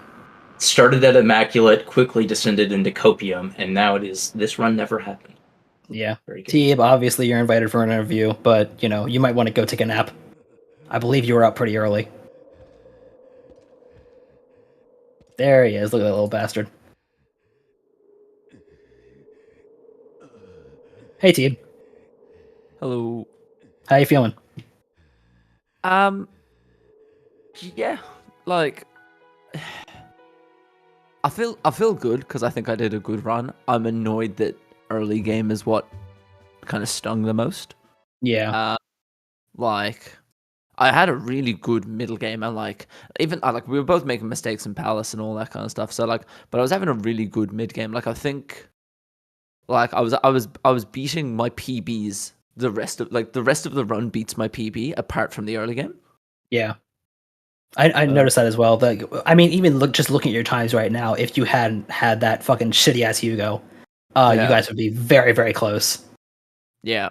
So it is what it is. Like Marco ran a good run. I fully respect not skipping Lord and Deathloop because the second I failed Hugo and all that, I was like, the only way I win this is if he has a meltdown on Lord skip. Yeah, So basically. I like run management. Like that's just really smart from him. But yeah, look, this would have been 2 minutes off my PB 3 days ago, whenever I PB'd. So. Oh yeah, true. Yeah. So. No, it's nice to change it up and run a bit of any percent. Yeah, I mean, honestly, you had a pretty good showing in this tournament, I would say, and you got still more to come. I get Cass. I don't know who did the bracket. I'm against all the French people, so it was Cass. It was Cass versus G's, and then me versus Marco, and then I'm racing Cass now. So I'm just racing against French people the whole time. Which doesn't make scheduling the easiest in the world, but it is what it is. Yeah, true. That is kind of an asshole. Yeah. Because Sammy, you bitch. I woke up. This is Sammy exhibiting blatant anti-Australian bias. Yeah. Well, I woke up at 4:30 this morning, I think. Fuck that. So woke up, had a coffee, and here I am. So yeah, no, and a nap is on the cards. Yeah, based. GG. How are you feeling? How are you feeling about your upcoming race versus Cass, though? So, I mean, Cass had a race this morning. I don't know if you were watching or if you were asleep or very anything. much was asleep. Yeah. So Cass had a race this morning. I think he finished with like a 3:04, but in City he was on like 2:57 best possible time pace. So it's just like kind of interesting. I don't know how to break this to you, but Cass is gonna hand your ass to you. I'm really sorry. Yeah. Oh my god. Look, I made the joke before the tournament started that like Cass was like hanging out in my chat or something like that, and I said, low key, if you I understand my PB on the cards is better, you're actually the favorite if we race, because they're really just they're consistent as anything. They're like, it's not like 304 is their peak, you know what I mean? Like they're gonna keep PBing and they're gonna keep getting better. So like this is my best run in a race. Like I ran, I think, a 305 against in the pool races. So if they run a 304, then there you are, you know what I mean? Yeah, it's hype. So no, I'm keen for it. It should be a good race. In fairness, Cass had the upset against Andy, so you might have the upset against Cass. Yeah, I don't know if that's exactly how that works. Maybe, I don't know. PB. Yeah, I don't know. I don't know if you go off PBs. I don't think that's an upset, but I on current form, I agree with you. Yeah. But no, that was a fun race. I really enjoyed it. I love that Marco and I were in the Zant fight together. That was really cool. The sync up to Hugo was so fucking rad. I loved it. Yeah, I think that's what got to me. My heart rate going for Hugo was so high. I can't blame you, man. I think I ran like a 33 boomerang. I failed EMS twice. I failed Hugo twice. But everything else was pretty good. And I felt like I was gaining on him in the second half. Like I think entering AG, I was nearly 5 minutes behind, so to finish 2 and a bit minutes behind with a really bad Zelda. I don't know. I think it was a 12 or 13 or something. It was 12. Yeah, I lost 50 seconds to my gold. It sucks. Yeah. Thanks, Jaquaid, for the commentary curse. He said you usually lose less than 40 seconds. Bro, every time you guys said anything, I failed it because I had it all. I kind of turned on the audio sometimes, all this. So you were like, "Oh, check out his fan tower," fails it. Oh, he's gonna get the early platform LJ and catch up, failed it. Listen. Oh, what if he has a good Zelda? 12 shot, whatever it was. Okay. Like they're just next time, I won't say a goddamn thing. I won't say a single word. Listen, my words do not control how your fingers move. Okay. I want you to say, "Oh, Teabag's gonna fail early platform room, and then I'm gonna smash it." I think that's gonna diss you the entire run. You know. Yeah, Teabag is gonna be stuck its tower for 3 hours. Yeah, this guy's a trash runner. Yeah, it'd be great. What a fucking asshole. I played 6 seconds off of gold in Spinner, which was quite cool. Yeah, I was about to point out, like, your mid game was really solid. Yeah, I think like compared to Summer Best from MDH until entering City, I lost 30 seconds to my Summer Best. So through basically Arbiters and MDH, I went for rope skip. Yeah, and I failed that. Well, luckily I didn't call that out, so no. Can't blame me. But like Eldon was a second off gold. Oh, nice. Yeah, like I had a really good mid game. I was happy with it. I kind of settled into the run a little bit. I think nerves got the better of me at the start, but then you kind of settle into a run. You're like, it's just another run. So yeah, it happens. But no, GG to Marco. Yeah, for I don't think he's hopping in, but GG to him. Nah, he's far too cool. Yeah, he's gonna go play Pokemon or something. Oh yeah, he's got to do an Ironman. Yeah. But no, GG. Maybe he'll play some Horizon. You never know. You never know. But no, he's really cool. He's been doing Hundo as well, so it'll be interesting to see if he goes to Hundo. Maybe we'll race in Hundo someday. I don't know. That'd be really cool. He's currently showing his chat the conch that he's trying to win. Oh, okay. That's really funny. Yeah, hopefully race him in Hundo someday. That'd be really exciting. That'd be hype. Yeah, Wolfdash 5 will be Hundo only, by the way. I think that's a great idea. Get like 3 runners in. Yep. Maybe 4. You never know. No, you never know. Get a bit spicy. Yep. Yeah. No, spicy probably won't be there. Oh, true. Anyway, thanks for racing, bro. Did you have a favorite part? Post Hugo, probably. Post Hugo, yeah. leaving, entering Farron. Literally everything other than Hugo. Yeah. There was some, like I had some fun parts, like getting Kermit jump in City in the Sky. Like jumping down was fun. The sailing game. That's why I said for the fans, not because I just like raw aimed a Ralpho skip with the last second. It was because of the Kermit jump. That Ralpho skip was a nail biter too. Yeah, it was. But no, it was just a good, like, Moorfield went well. I didn't void on snowboarding for a change. Yeah, like a whole, it was a bit of fun. I'm sitting here listening to you guys sometimes, listening to music, you know, like bass, having a good time. Fuck yeah, dude.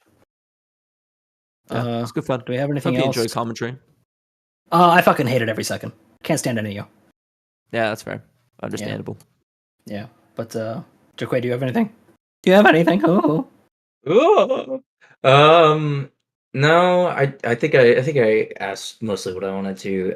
It's worth noting, since I don't think we mentioned this, that Marco will be going on to play G's in the second round of winners, since I don't think we mentioned that. But other than that, I think that's like we have a couple more races coming up this week that are still like winners bracket round 1, like maybe like a redemption bracket race, and then a last chance pool, like second half of the last chance pool will be racing on Friday.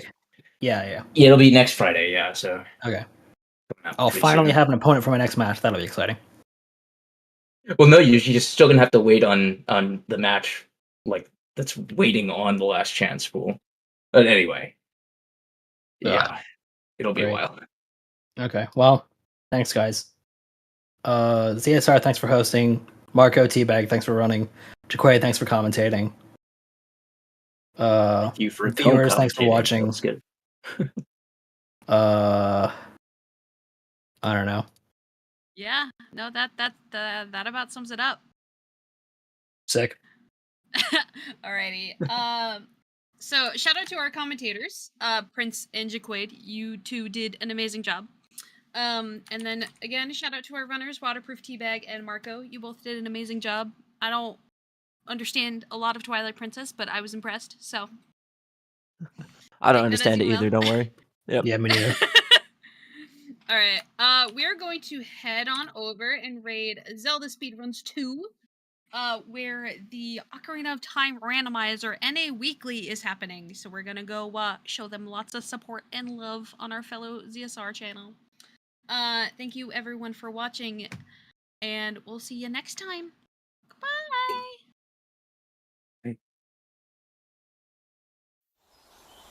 Bye.